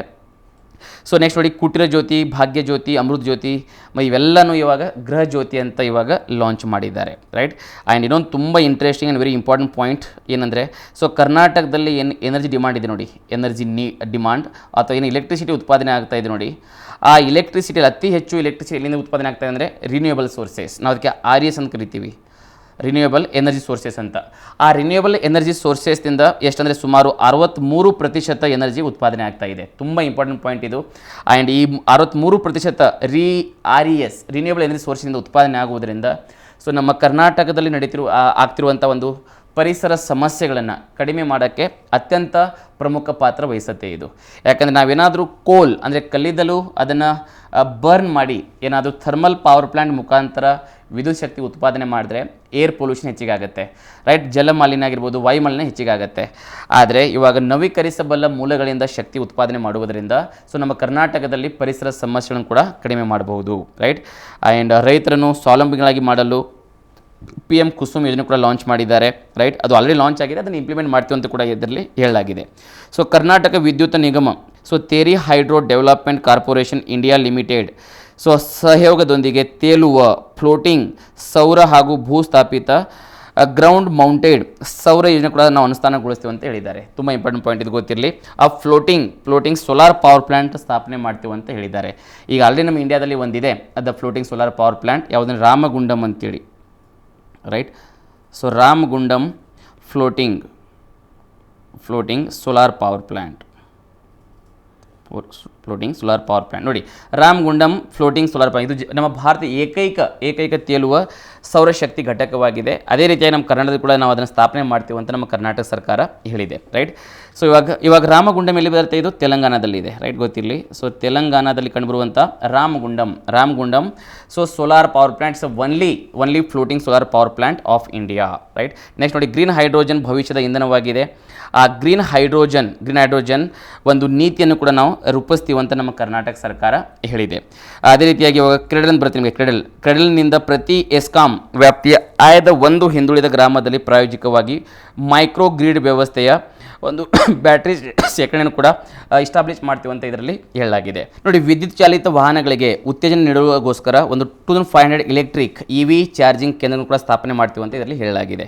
ಯಾಕಂದರೆ ಇವಾಗ ನೋಡಿ, ಯಾವುದೇ ಒಂದು ಹೈವೇ ರೋಡ್ ಮೇಲೆ ಹೋಗುವಾಗ ಈಗ ಎಲೆಕ್ಟ್ರಿಕ್ ವೆಹಿಕಲ್ಸ್ ಆಟೋಮೆಟಿಕ್ ಏನಾಗುತ್ತೆ, ಎಲೆಕ್ಟ್ರಿಸಿಟಿ ಅಥವಾ ಚಾರ್ಜಿಂಗ್ ಕಡಿಮೆ ಆಗಿಬಿಡುತ್ತೆ.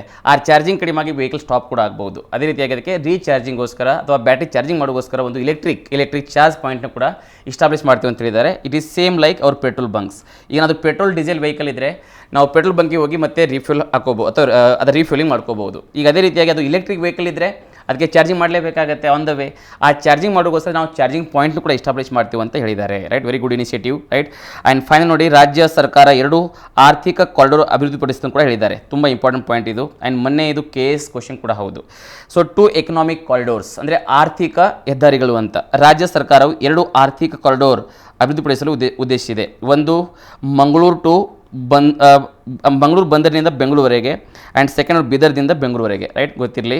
ಸೊ ಇವಾಗ ನೀವೇನಾದರೂ ಕರ್ನಾಟಕ ಇದು ಅಂತ ಅಂದ್ಕೊಂಡ್ರೆ ಇವಾಗ ಆಲ್ಮೋಸ್ಟ್ ನೋಡಿ, ಮಂಗಳೂರು ಟು ಬೆಂಗಳೂರುವರೆಗೆ, ಇದು ಮಂಗಳೂರು ಟು ಬೆಂಗಳೂರುವರೆಗೆ ಆ್ಯಂಡ್ ಸೆಕೆಂಡ್ ಒನ್ ಬೀದರ್ದಿಂದ ಬೆಂಗಳೂರುವರೆಗೆ. So 2 economic corridors, Mangaluru to Bengaluru and Bengaluru to Bidar, right. 2 economic corridors ಸ್ಥಾಪನೆ ಮಾಡ್ತೀವಿ ಅಂತ ಕೂಡ ಇದರಲ್ಲಿ ಹೇಳಲಾಗಿದೆ. ರಾಜ್ಯದ 320 ಕಿಲೋಮೀಟರ್ ಉದ್ದದ ಕರಾವಳಿ ತೀರವನ್ನು ಆರ್ಥಿಕ ಅಭಿವೃದ್ಧಿಗಾಗಿ ಸಮರ್ಥವಾಗಿ ಬಳಸಿಕೊಳ್ಳಲಾಗುವುದು. ನೋಡಿ, 320 ಕಿಲೋಮೀಟರ್ ನಮ್ಮದು ಕೋಸ್ಟಲ್ ಏರಿಯಾ ಇದೆ. Karnataka having 320 kilometre coastal area. ಆ 320 kilometre coastal area is very it is very beneficial and very economic. So because it having major ports, minor ports, it is very famous for fishing also. It having very fertile coastal land. ಅದನ್ನು ಒಂದು ಆರ್ಥಿಕವಾಗಿ ಅಂದರೆ ಅದು ಉಪಯೋಗ ಮಾಡ್ಕೋತೀವಿ ಅಂತ ಕೂಡ ಇದರಲ್ಲಿ ಹೇಳಲಾಗಿದೆ. ತುಂಬ ಇಂಪಾರ್ಟೆಂಟ್ ಪಾಯಿಂಟ್ ಇದು. ನೆಕ್ಸ್ಟ್ ನೋಡಿ, ಸಾಗರಮಾಲಾ ಯೋಜನೆಯಡಿ ಕಡಲ ತೀರದ ವ್ಯಾಪಾರಕ್ಕೆ ಹೆಚ್ಚಿನ ಪ್ರಾಮುಖ್ಯತೆಯನ್ನು ನೀಡಲಾಗುವುದು. ಸಾಗರಮಾಲಾ ಪ್ರಾಜೆಕ್ಟ್ 2015 ಲಾಂಚ್ ಮಾಡಿದರು. ಆ ಸಾಗರಮಾಲಾ ಪ್ರಾಜೆಕ್ಟ್ ಅಡಿಯಲ್ಲಿ, ರೈಟ್, ಒಂದು ಕರಾವಳಿ ತೀರವನ್ನು ಅಭಿವೃದ್ಧಿಪಡಿಸ್ತೀವಿ ಅಂತ ಕೂಡ ನಮ್ಮ ಕರ್ನಾಟಕ ಸರ್ಕಾರ ಹೇಳಿದೆ, ರೈಟ್. ನೆಕ್ಸ್ಟ್ ಪಾಯಿಂಟ್ ನೋಡಿ, ಈಗ ಅದೇ ರೀತಿಯಾಗಿ ಅಂದಾಜು ಒಂದು 4,200 ಕೋಟಿ ವೆಚ್ಚದಲ್ಲಿ ಒಂದು ಹೊಸ ಆಳ ಸಮುದ್ರ ಸರ್ವ ಋತು ಅಂದರೆ ಆಲ್ ಟೈಮ್ ಅಂತ ಸರ್ವ ಬಂದರನ್ನು ಸಾರ್ವಜನಿಕ ಖಾಸಗಿ ಸಹಭಾಗಿತ್ವದಲ್ಲಿ ಅಭಿವೃದ್ಧಿಪಡಿಸಿದಂತ ಕೂಡ ಹೇಳಿದ್ದಾರೆ, ರೈಟ್. ಸೊ ಉತ್ತರ ಕನ್ನಡ ಜಿಲ್ಲೆಯ ಕಣಿವೆಯಲ್ಲಿ ಒಂದು ಬಂದರನ್ನು ಕೂಡ ಸ್ಥಾಪನೆ ಮಾಡ್ತೀವಿ ಅಂತ ಇದರಲ್ಲಿ ಹೇಳಲಾಗಿದೆ. ಸೊ ಆಲ್ರೆಡಿ ಕರ್ನಾಟಕದಲ್ಲಿ ಒಂದು ಮೇಜರ್ ಪೋರ್ಟ್ ಕೂಡ ಇದೆ, ಮಂಗಳೂರು ಪೋರ್ಟ್ ಅಂತೇಳಿ, right, Mangaluru. So Mangaluru port ಅಂತ ಒಂದಿದೆ ಆಲ್ರೆಡಿ, ಮೇಜರ್ ಪೋರ್ಟ್. ಈಗ ಅದೇ ರೀತಿಯಾಗಿ ಇನ್ನೊಂದು ಪ್ರಮುಖ ಪೋರ್ಟ್ನ ನಾವು ಸ್ಥಾಪನೆ ಮಾಡ್ತೀವಿ ಅಂತ ಕೂಡ ಇದರಲ್ಲಿ ಹೇಳಲಾಗಿದೆ, ರೈಟ್. ಸೊ ಎಲ್ಲೆಂದರೆ ಉತ್ತರ ಕನ್ನಡ ಜಿಲ್ಲೆಯಲ್ಲಿ. ನೆಕ್ಸ್ಟ್ ಹಳೆ ಮಂಗಳೂರು ಮತ್ತು ಹಂಗಾರ್ ಕಟ್ಟೆ ಬಂದರುಗಳಲ್ಲಿ ಸಾರ್ವಜನಿಕ ಖಾಸಗಿ ಸಹಭಾಗಿತ್ವದಲ್ಲಿ ಆಧುನಿಕ ಹಡಗು ನಿರ್ಮಾಣ ಚಟುವಟಿಕೆ ಕೂಡ ಪ್ರಾರಂಭ ಮಾಡ್ತೀವಿ ಅಂತ ಹೇಳಲಾಗಿದೆ, ರೈಟ್. ಆ್ಯಂಡ್ ನೆಕ್ಸ್ಟ್ ನೋಡಿ, ಇನ್ನೊಂದು ಇಂಪಾರ್ಟೆಂಟ್ ಪಾಯಿಂಟ್ ಇದರಲ್ಲಿ. ಸೊ ಮೂಲಸೌಕರ್ಯ ಅಭಿವೃದ್ಧಿ ಇಲಾಖೆ ಅಡಿಯಲ್ಲಿ ಕಾರ್ಯಸಾಧ್ಯತಾ ವರದಿಗಳ ತಯಾರಿಕೆಗಾಗಿ Karnataka infrastructure project development fund ಕೂಡ ಸ್ಥಾಪನೆ ಮಾಡ್ತೀವಿ ಅಂತ ಹೇಳಿದ್ದಾರೆ, ರೈಟ್. ಆ್ಯಂಡ್ ನೆಕ್ಸ್ಟ್ ದಕ್ಷಿಣ ಕರ್ನಾಟಕ ಜಿಲ್ಲೆಯಲ್ಲಿ ಅಂತಾರಾಷ್ಟ್ರೀಯ ಕ್ರೂಸ್ ಮತ್ತು ಪ್ರವಾಸೋದ್ಯಮ ಬಂದರನ್ನು ಕೂಡ ಅಭಿವೃದ್ಧಿಪಡಿಸಲಾಗುವುದು. ಆ್ಯಂಡ್ ಮಂಗಳೂರು ಗುರುಪುರ್ ಹಾಗೂ ನೇತ್ರಾವತಿ ನದಿಗಳಲ್ಲಿ ಒಂದು ಜಲ ಮೆಟ್ರೋ ಕೂಡ ಸ್ಥಾಪನೆ ಮಾಡ್ತೀವಿ ಅಂತ ಹೇಳಿದ್ದಾರೆ, ರೈಟ್. ಇದು ತುಂಬ ಇಂಪಾರ್ಟೆಂಟ್ ಪಾಯಿಂಟ್ ನಿಮ್ಮ ಎಕ್ಸಾಮಿಗೆ. ಜಲ ಮೆಟ್ರೋ ಅಂದರೆ ಅಂಡರ್ ವಾಟರ್ ಮೆಟ್ರೋ ಅಂತ. ಇಲ್ಲಾಂದರೆ ಮಂಗಳೂರಿನ ಗುರುಪುರ್ ಮತ್ತು ಹಾಗೂ ನೇತ್ರಾವತಿ ನದಿಗಳಲ್ಲಿ ಸೊ ಜಲ ಮೆಟ್ರೋ, ಅಂಡರ್ ವಾಟರ್ ಮೆಟ್ರೋ ಕೂಡ ಮಾಡ್ತೀವಿ ಅಂತ ಇದರಲ್ಲಿ ಹೇಳಲಾಗಿದೆ. ಸೊ ವಿಜಯಪುರದಲ್ಲಿ 350 ಕಿಲೋಮೀಟರ್ ರೂಪಾಯಿಗಳ ವೆಚ್ಚದಲ್ಲಿ ವಿಮಾನ ನಿಲ್ದಾಣ ಕಾಮಗಾರಿ ಮುಕ್ತಾಯ ಹಂತದಲ್ಲಿದೆ. ಸೊ ಇವಾಗ ಬಿಜಾಪುರ ಇವಾಗ ಇತ್ತೀಚೆಗೆ ಶಿವಮೊಗ್ಗದಲ್ಲಿರುವಂಥ ಏರ್ಪೋರ್ಟ್ನ ಇನಾಗ್ರೇಟ್ ಮಾಡಿದ್ದಾರೆ.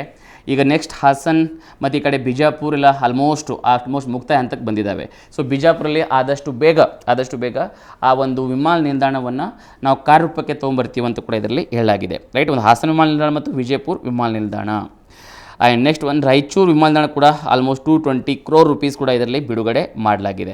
ಸೊ ಬೆಂಗಳೂರಿನ ಕೆಂಪೇಗೌಡ ಅಂತಾರಾಷ್ಟ್ರೀಯ ವಿಮಾನ ನಿಲ್ದಾಣ ಸಮೀಪದಲ್ಲಿ ನಿರ್ಮಾಣವಾಗುತ್ತಿರುವ ಸಿಗ್ನೇಚರ್ ಬಿಸ್ನೆಸ್ ಪಾರ್ಕ್ನಿಂದ ಹಣಕಾಸು, ಉದಯೋನ್ಮುಖ ತಂತ್ರಜ್ಞಾನ ವಲಯಗಳ ಹಾಗೂ ಸಂಶೋಧನಾ ಸಂಸ್ಥೆಗಳಿಗೆ ಉತ್ತೇಜನ ದೊರೆಯಲಿದೆ.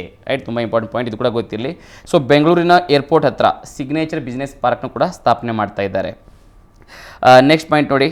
ಸೊ ಬೆಂಗಳೂರು ಸಮೀಪ ಸುಮಾರು 2000 ಎಕರೆ ಪ್ರದೇಶದಲ್ಲಿ knowledge, health care, innovation and research city ಕೂಡ ನಾವು ಅದಕ್ಕೆ ಖೀರ್ ಅಂತ ಕರಿತೀವಿ, ಖೀರ್ ಸಿಟಿ ಅಂತ.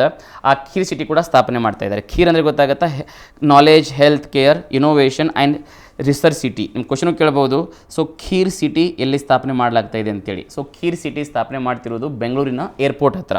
ಸೊ ಬೆಂಗಳೂರಿನದಿಂದ ಸುಮಾರು ಬೆಂಗಳೂರು ಸಮೀಪನೇ ಒಂದು 2000 ಎಕರೆ ಜಾಗದಲ್ಲಿ ಒಂದು ಖೀರ್ ಸಿಟಿನ ಕೂಡ ಸ್ಥಾಪನೆ ಮಾಡ್ತಾರೆ. ಸೇಮ್ ಲೈಕ್ ಈ ಕಡೆ ಇದು ನಮ್ಮ ಎಲೆಕ್ಟ್ರಾನಿಕ್ ಸಿಟಿ ಇದೆ, ರೈಟ್, ಈ ಕಡೆ ವೈಟ್ ಫೀಲ್ಡ್ ಇದೆ. ಅದೇ ಥರ ಒಂದು ಇಂಡಸ್ಟ್ರಿಯಲ್ ಹಬ್ ಆಗಿ ಮಾಡಬೇಕು ಅಂತ ಒಂದು ಯೋಜನೆ ಇದೆ. ನೆಕ್ಸ್ಟ್ ಪಾಯಿಂಟ್ ನೋಡಿ. ಮಂಡ್ಯದ ಮೈ ಶುಗರ್ ಕಾರ್ಖಾನೆಯಲ್ಲಿ ಕೂಡ ಮಂಡ್ಯದ ಮೈ ಶುಗರ್ ಕಾರ್ಖಾನೆ ಆವರಣದಲ್ಲಿ ಹೊಸ ಸಕ್ಕರೆ ಕಾರ್ಖಾನೆ ಕೂಡ ನಿರ್ಮಾಣ ಮಾಡ್ತೀವಿ ಅಂತ ಇದರಲ್ಲಿ ಹೇಳಲಾಗಿದೆ. ಆ್ಯಂಡ್ ಇತ್ತೀಚೆಗೆ ಮಹಾತ್ಮ ಗಾಂಧೀಜಿಯವರು ಕಡೆ ಕೇಳ್ಕೊಳ್ಳಿ. ಸೊ ಮಹಾತ್ಮ ಗಾಂಧೀಜಿಯವರು ಪ್ರಥಮ ಬಾರಿಗೆ ಕರ್ನಾಟಕಕ್ಕೆ ಬಂದಿರೋದು 1924ರಲ್ಲಿ. ಅದೇ 1924ರಲ್ಲಿ ಅವರು ಬೆಳಗಾವಿ ಅಧಿವೇಶನದ ಅಧ್ಯಕ್ಷತೆ ಕೂಡ ವಹಿಸಿದರು. ಆ್ಯಂಡ್ ಆ ಅಧಿವೇಶನ ಇವತ್ತು 100 ವರ್ಷ ಆಯಿತು 2024ರಲ್ಲಿ. ಆ ಬೆಳಗಾವಿ ಅಧಿವೇಶನ ನೋಡಿ 1924ರಲ್ಲಿ ಆಗಿತ್ತು ಬೆಳಗಾವಿ ಅಧಿವೇಶನ. ಈಗ 2024ರಲ್ಲಿ ಇವಾಗ 100 ವರ್ಷ ಆಗಿದೆ. ಆ ಒಂದು ಶತಮಾನದ ಒಂದು 100 ವರ್ಷಗಳು ಪೂರ್ಣವಾಗಿರುವುದರಿಂದ ಅದು ಆಚರಣೆ ಮಾಡಬೇಕು ಅಂತ ಕೂಡ ಇವಾಗ ಕರ್ನಾಟಕ ಸರ್ಕಾರ ಒಂದು ಕ್ರಮವನ್ನು ತೆಗೆದುಕೊಂಡಿದೆ. ರೈಟ್, ಮಹಾತ್ಮ ಗಾಂಧೀಜಿಯವರು ಭೇಟಿ ನೀಡಿದ ಒಂದು ನಂಜನಗೂಡು ಹಾಗೂ ಬದನವಾಳು ಗ್ರಾಮದಲ್ಲಿ ಒಂದು ಖಾದಿ ಚಟುವಟಿಕೆ ಕೂಡ ಪ್ರೋತ್ಸಾಹ ನೀಡ್ತೀವಿ ಅಂತ ಹೇಳಲಾಗಿದೆ. ಆ್ಯಂಡ್ ಗೊತ್ತಿರಲಿ some important sessions of the Indian National Congress. So Indian National ಕಾಂಗ್ರೆಸ್ಸಲ್ಲಿ Indian National Congress INC, Indian National Congress. So Indian National Congress ಸ್ಥಾಪನೆ ಆಗಿರೋದು 1885ರಲ್ಲಿ. ಅಲ್ಲಿಂದ ಅಲ್ಲಿವರೆಗೆ ತುಂಬ ಸಭೆಗಳಾಗಿದ್ದಾವೆ, ತುಂಬ ಜನ ಅಧ್ಯಕ್ಷರು ಕೂಡ ಆಗಿದ್ದಾರೆ. ಆ್ಯಂಡ್ ದ ಪ್ರೆಸೆಂಟ್ ಅಧ್ಯಕ್ಷರಂದರೆ ಮಲ್ಲಿಕಾರ್ಜುನ್ ಖರ್ಗೆ, ರೈಟ್. ಸೊ ಕಲಬುರಗಿಯ ಮಲ್ಲಿಕಾರ್ಜುನ್ ಖರ್ಗೆ ಅವರು ಇವಾಗ INC, ಇಂಡಿಯನ್ ನ್ಯಾಷನಲ್ ಕಾಂಗ್ರೆಸ್ದು ಅಧ್ಯಕ್ಷರಾಗಿದ್ದಾರೆ. ಆ್ಯಂಡ್ ಇಂಡಿಯನ್ ನ್ಯಾಷನಲ್ ಕಾಂಗ್ರೆಸ್ದು ಅಧ್ಯಕ್ಷ ಅಂದರೆ ಮಹಾತ್ಮ ಗಾಂಧಿ ಅಧ್ಯಕ್ಷ ಒಂದೇ ಸರಿಯಾಗಿರೋದು ಯಾವಾಗ ಅಂದರೆ 1924ರಲ್ಲಿ, ರೈಟ್. ತುಂಬ ಇಂಪಾರ್ಟೆಂಟ್ ಪಾಯಿಂಟ್ ಇದು ಕೂಡ. ಆ್ಯಂಡ್ ನೆಕ್ಸ್ಟ್ ಪಾಯಿಂಟ್ ನೋಡಿ. ಸೊ ಮಂಡ್ಯದ ಮೈಸೂರು ಕಾರ್ಖಾನೆ ಅದು ಡಿಸ್ಕಸ್ ಮಾಡಿದ್ದೀವಿ ಆಲ್ರೆಡಿ. ಆ್ಯಂಡ್ ಬೆಂಗಳೂರು ನಗರದಲ್ಲಿ ಕೇಂದ್ರ ಸರ್ಕಾರದ ಸಹಭಾಗಿತ್ವದಲ್ಲಿ ಒಟ್ಟು 233 ಕೋಟಿ ರೂಪಾಯಿ ವೆಚ್ಚದಲ್ಲಿ ವಿಜ್ಞಾನ ನಗರಿಯನ್ನು ಕೂಡ ಸ್ಥಾಪನೆ ಮಾಡ್ತೀವಿ ಅಂತ ಇದರಲ್ಲಿ ಹೇಳಲಾಗಿದೆ.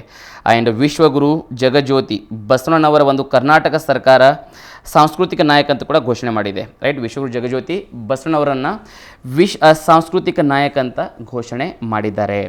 ಆ್ಯಂಡ್ ವಿಶ್ವಗುರು ಬಸವಣ್ಣ ಸಾಂಸ್ಕೃತಿಕ ನಾಯಕ ನೋಡಿ, ಕರೆಕ್ಟಾಗಿ ಕೇಳ್ಕೊಳ್ಳಿ. ಎಲ್ಲ ಸರ್ಕಾರಿ ಕಚೇರಿಗಳಲ್ಲಿ ವಿಶ್ವಗುರು ಜಗಜ್ಯೋತಿ ಬಸವಣ್ಣನವರ ಭಾವಚಿತ್ರದಲ್ಲಿ, ಎಲ್ಲೆಲ್ಲಿ ಭಾವಚಿತ್ರಗಳಿದ್ದಾವೆ ಬಸವಣ್ಣವ್ರದ್ದು, ಆ ಭಾವಚಿತ್ರದಲ್ಲಿ ಅದರ ಕೆಳಗಡೆ, ಆ ಭಾವಚಿತ್ರ ಕೆಳಗಡೆ, ಸೊ ಇವಾಗ ನೋಡಿ ಫಾರ್ ಎಕ್ಸಾಂಪಲ್ ಇದೊಂದು ಭಾವಚಿತ್ರ ಅಂತ ತಿಳ್ಕೊಳ್ಳಿ, ಅದರಲ್ಲಿ ವಿಶ್ವಗುರು ಬಸವಣ್ಣ ಸಾಂಸ್ಕೃತಿಕ ನಾಯಕ ಅಂತ ಬರೀಬೇಕು ಅಂತ ಕೂಡ ಇದರಲ್ಲಿ ಇವಾಗ ಒಂದು ಕ್ರಮ ತೆಗೆದುಕೊಂಡಿದ್ದಾರೆ, ರೈಟ್, ಎಂದು ಮುದ್ರಿಸಲಾಗುವುದು. ನೆಕ್ಸ್ಟ್ ಪಾಯಿಂಟ್ ನೋಡಿ. ಸೊ ಬಸವಣ್ಣ ಹಾಗೂ ಇತರ ಶರಣರ ವಚನಗಳನ್ನು ವಿಶ್ವಕ್ಕೆ ಪರಿಚಯಿಸುವ ವಚನ ಸಂಗ್ರಹಾಲಯ ಅಥವಾ ವಚನ ಮಂಟಪವನ್ನು ಕಲಬುರಗಿಯಲ್ಲಿ ಸ್ಥಾಪಿಸಲಾಗುವುದು. ಆ್ಯಂಡ್ ನಮ್ಮ ರಾಜ್ಯಕ್ಕೆ ಕರ್ನಾಟಕ ಎಂದು ಮರುನಾಮಕರಣವಾಗಿ ಈಗ 50 ವರ್ಷ ಆಗಿದೆ ನೋಡಿ.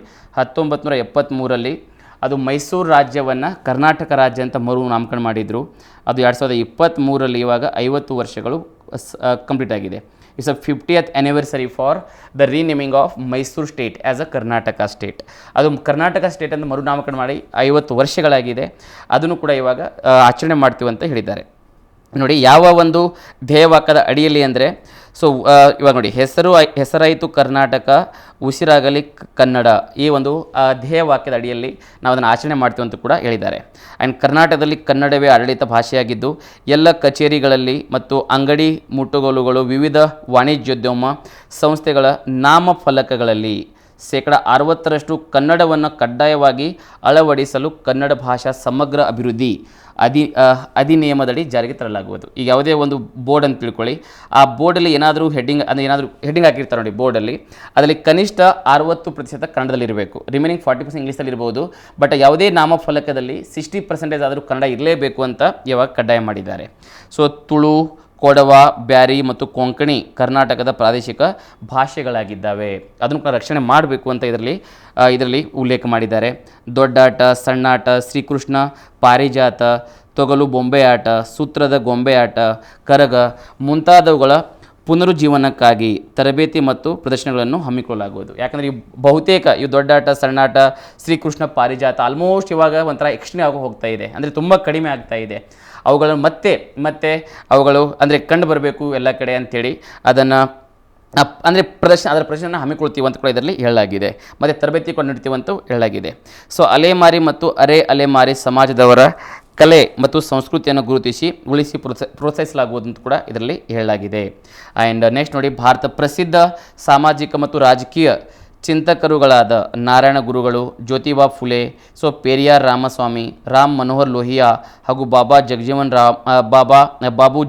ರಾಮ್ ಅವರ ಬರಹಗಳನ್ನು ಕನ್ನಡಕ್ಕೆ ಭಾಷಾಂತರಿಸಿ ಪ್ರಕಟಿಸಲಾಗುವುದು. ತುಂಬ ಇಂಪಾರ್ಟೆಂಟ್, ಯಾಕಂದರೆ ಎಷ್ಟೋ ವಿದ್ವಾಂಸರು, ದೊಡ್ಡ ದೊಡ್ಡ ವ್ಯಕ್ತಿಗಳು ತಮ್ಮ ಬರಹಗಳನ್ನು ಬರೆದೋಗಿದ್ದಾರೆ. ಅವ್ರ ಬಗ್ಗೆ ಬೇರೆಯವರು ಕೂಡ ಬರಹಗಳನ್ನು ಪ್ರಕಟಿಸಿದ್ದಾರೆ. ಅದೇ ನಾವು ಕನ್ನಡದಲ್ಲಿ ಅನುವಾದ ಮಾಡಿದರೆ ಎಷ್ಟೋ ಜನ ಅದನ್ನು ಅವ್ರ ಬಗ್ಗೆ ಓದ್ಬೋದು, ಮತ್ತು ಅವರ ಒಂದು ಒಳ್ಳೆಯ ಒಂದು ನಡತೆ ಮತ್ತು ಅವರ ಒಂದು ಒಳ್ಳೆಯ ಕಾರ್ಯಗಳನ್ನು ಕೂಡ ಮತ್ತು ಅವರ ಗುಣಲಕ್ಷಣಗಳು ಕೂಡ ಅಳವಡಿಸ್ಕೋಬಹುದು ಅಂತೇಳಿ ಅದನ್ನು ಕನ್ನಡದಲ್ಲಿ ಅನುವಾದ ಮಾಡ್ತೀವಿ ಅಂತ ಕೂಡ ಇದರಲ್ಲಿ ಹೇಳಲಾಗಿದೆ. ಅಂದರೆ ಅವ್ರ ಚಿಂತನೆಗಳು ಕೂಡ ಅಳವಡಿಸ್ಕೋಬೇಕು ಅಂತೇಳಿ. ನೆಕ್ಸ್ಟ್ ನೋಡಿ, ತ್ರಿಪದಿಗಳ ಮೂಲಕ ಜೀವನ ಸಾರನ್ನು ಹೇಳಿದ ವಚನಕಾರ ಸರ್ವಜ್ಞನ ಸ್ಮಾರಕವನ್ನು ಹಿರೇಕೆರೂರು ತಾಲೂಕಿನಲ್ಲಿ ಅಭಿವೃದ್ಧಿಪಡಿಸಲಾಗುವುದು. ಯಾರ್ದಂದರೆ ಸರ್ವಜ್ಞನ ಅವ್ರದ್ದು, ರೈಟ್.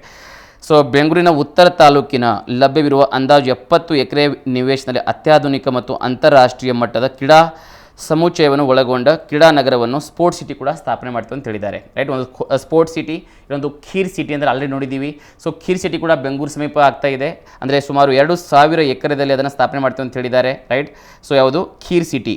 ಇವಾಗ ಸ್ಪೋರ್ಟ್ಸ್ ಸಿಟಿ ಅಂದರೆ ಸುಮಾರು 70 ಎಕರೆ ಜಾಗದಲ್ಲಿ ಸ್ಪೋರ್ಟ್ಸ್ ಸಿಟಿ ಕೂಡ ಮಾಡ್ತೀವಿ ಅಂತ ಹೇಳಿದ್ದಾರೆ, ರೈಟ್. ಆ್ಯಂಡ್ ನೆಕ್ಸ್ಟ್ ನೋಡಿ, ಸೊ ಮುಂಬರು ಅಂದರೆ ಈಗ ಆಲ್ರೆಡಿ ಮುಗಿದು ಹೋಗಿದೆ ಇದು. ಮೊನ್ನೆ ಪ್ಯಾರಿಸ್ ಒಲಿಂಪಿಕ್ಸ್ ಆಯಿತು ನೋಡಿ, ಆ ಪ್ಯಾರಿಸ್ ಒಲಿಂಪಿಕ್ಸ್ನಲ್ಲಿ ಯಾರು ಚಿನ್ನದ ಪದಕ ಪಡೀತಾರೆ ನೋಡಿ ಅವರಿಗೆ 6 ಕೋಟಿ, ಬೆಳ್ಳಿ ಪದಕ ಯಾರಾದರೂ ಪಡೆದರೆ 4 ಕೋಟಿ, ಕಂಚಿನ ಪದಕ ಪಡೆದರೆ 3 ಕೋಟಿ ಕೊಡ್ತು ಕೂಡ ನಮ್ಮ ಸರ್ಕಾರ ಘೋಷಣೆ ಮಾಡಿತ್ತು. ಬಟ್ ಕರ್ನಾಟಕದಿಂದ ಯಾರೂ ಕೂಡ ಚಿನ್ನದ ಪದಕ ಪಡೆಯೋಕ್ಕೆ ಸಾಧ್ಯವಾಗಲಿಲ್ಲ, ರೈಟ್.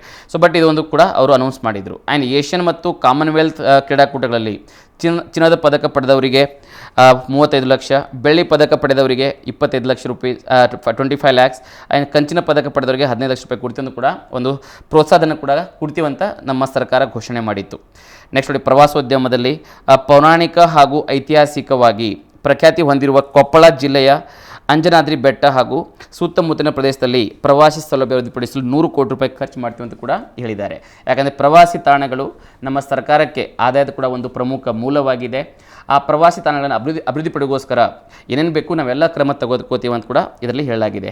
ಸೊ ರಾಷ್ಟ್ರಕೂಟರ ಕಾಲದಲ್ಲಿ ಕರ್ನಾಟಕದ ಮೊಟ್ಟ ಮೊದಲ ವಿಶ್ವವಿದ್ಯಾಲಯವನ್ನು ಕಲಬುರಗಿ ಜಿಲ್ಲೆಯ ಚಿತ್ತಾಪುರ ತಾಲೂಕಿನ ನಾಗಾವಿಯಲ್ಲಿ ಸ್ಥಾಪಿಸಲಾಗಿತ್ತು ಎಂಬುದು ಸ್ಥಳೀಯರ ನಂಬಿಕೆ, ರೈಟ್. ಅಲ್ಲಿನ ಪ್ರಾಚ್ಯವೇಶಗಳ ಸಂಶೋಧನೆ ಮತ್ತು ಸಂರಕ್ಷಣೆಗಾಗಿ ನೆರವು ನೀಡಲು ಆರ್ಕಿಯಾಲಜಿಕಲ್ ಸರ್ವೆ ಆಫ್ ಇಂಡಿಯಾಗೆ ಶಿಫಾರಸು ಮಾಡಲಾಗುವುದನ್ನು ಕೂಡ ಇದರಲ್ಲಿ ಹೇಳಲಾಗಿದೆ, ರೈಟ್. ಆ್ಯಂಡ್ ನೆಕ್ಸ್ಟ್ ನೋಡಿ, ಬೀದರ್ ಹಾಗೂ ವಿಜಯಪುರದಲ್ಲಿ ಕರೇಜ್ ಇದು ಕೂಡ ಮೊನ್ನೆ ಬಂದಿರುವಂಥ KS ಕ್ವಶನ್ ಇದು, ರೈಟ್. ಸೊ ಬೀದರ್ ಹಾಗೂ ವಿಜಯಪುರದಲ್ಲಿ ಕರೇಜ್ ಎಂದು ಪ್ರಸಿದ್ಧವಾಗಿರುವ ಪುರಾತನ ನೀರು ಸರಬರಾಜು ವ್ಯವಸ್ಥೆಯನ್ನು, ಇದು ಒಂದು ಆನ್ಸಿಯಂಟ್ ವಾಟರ್ ಸಿಸ್ಟಮ್ ಇದು, ರೈಟ್.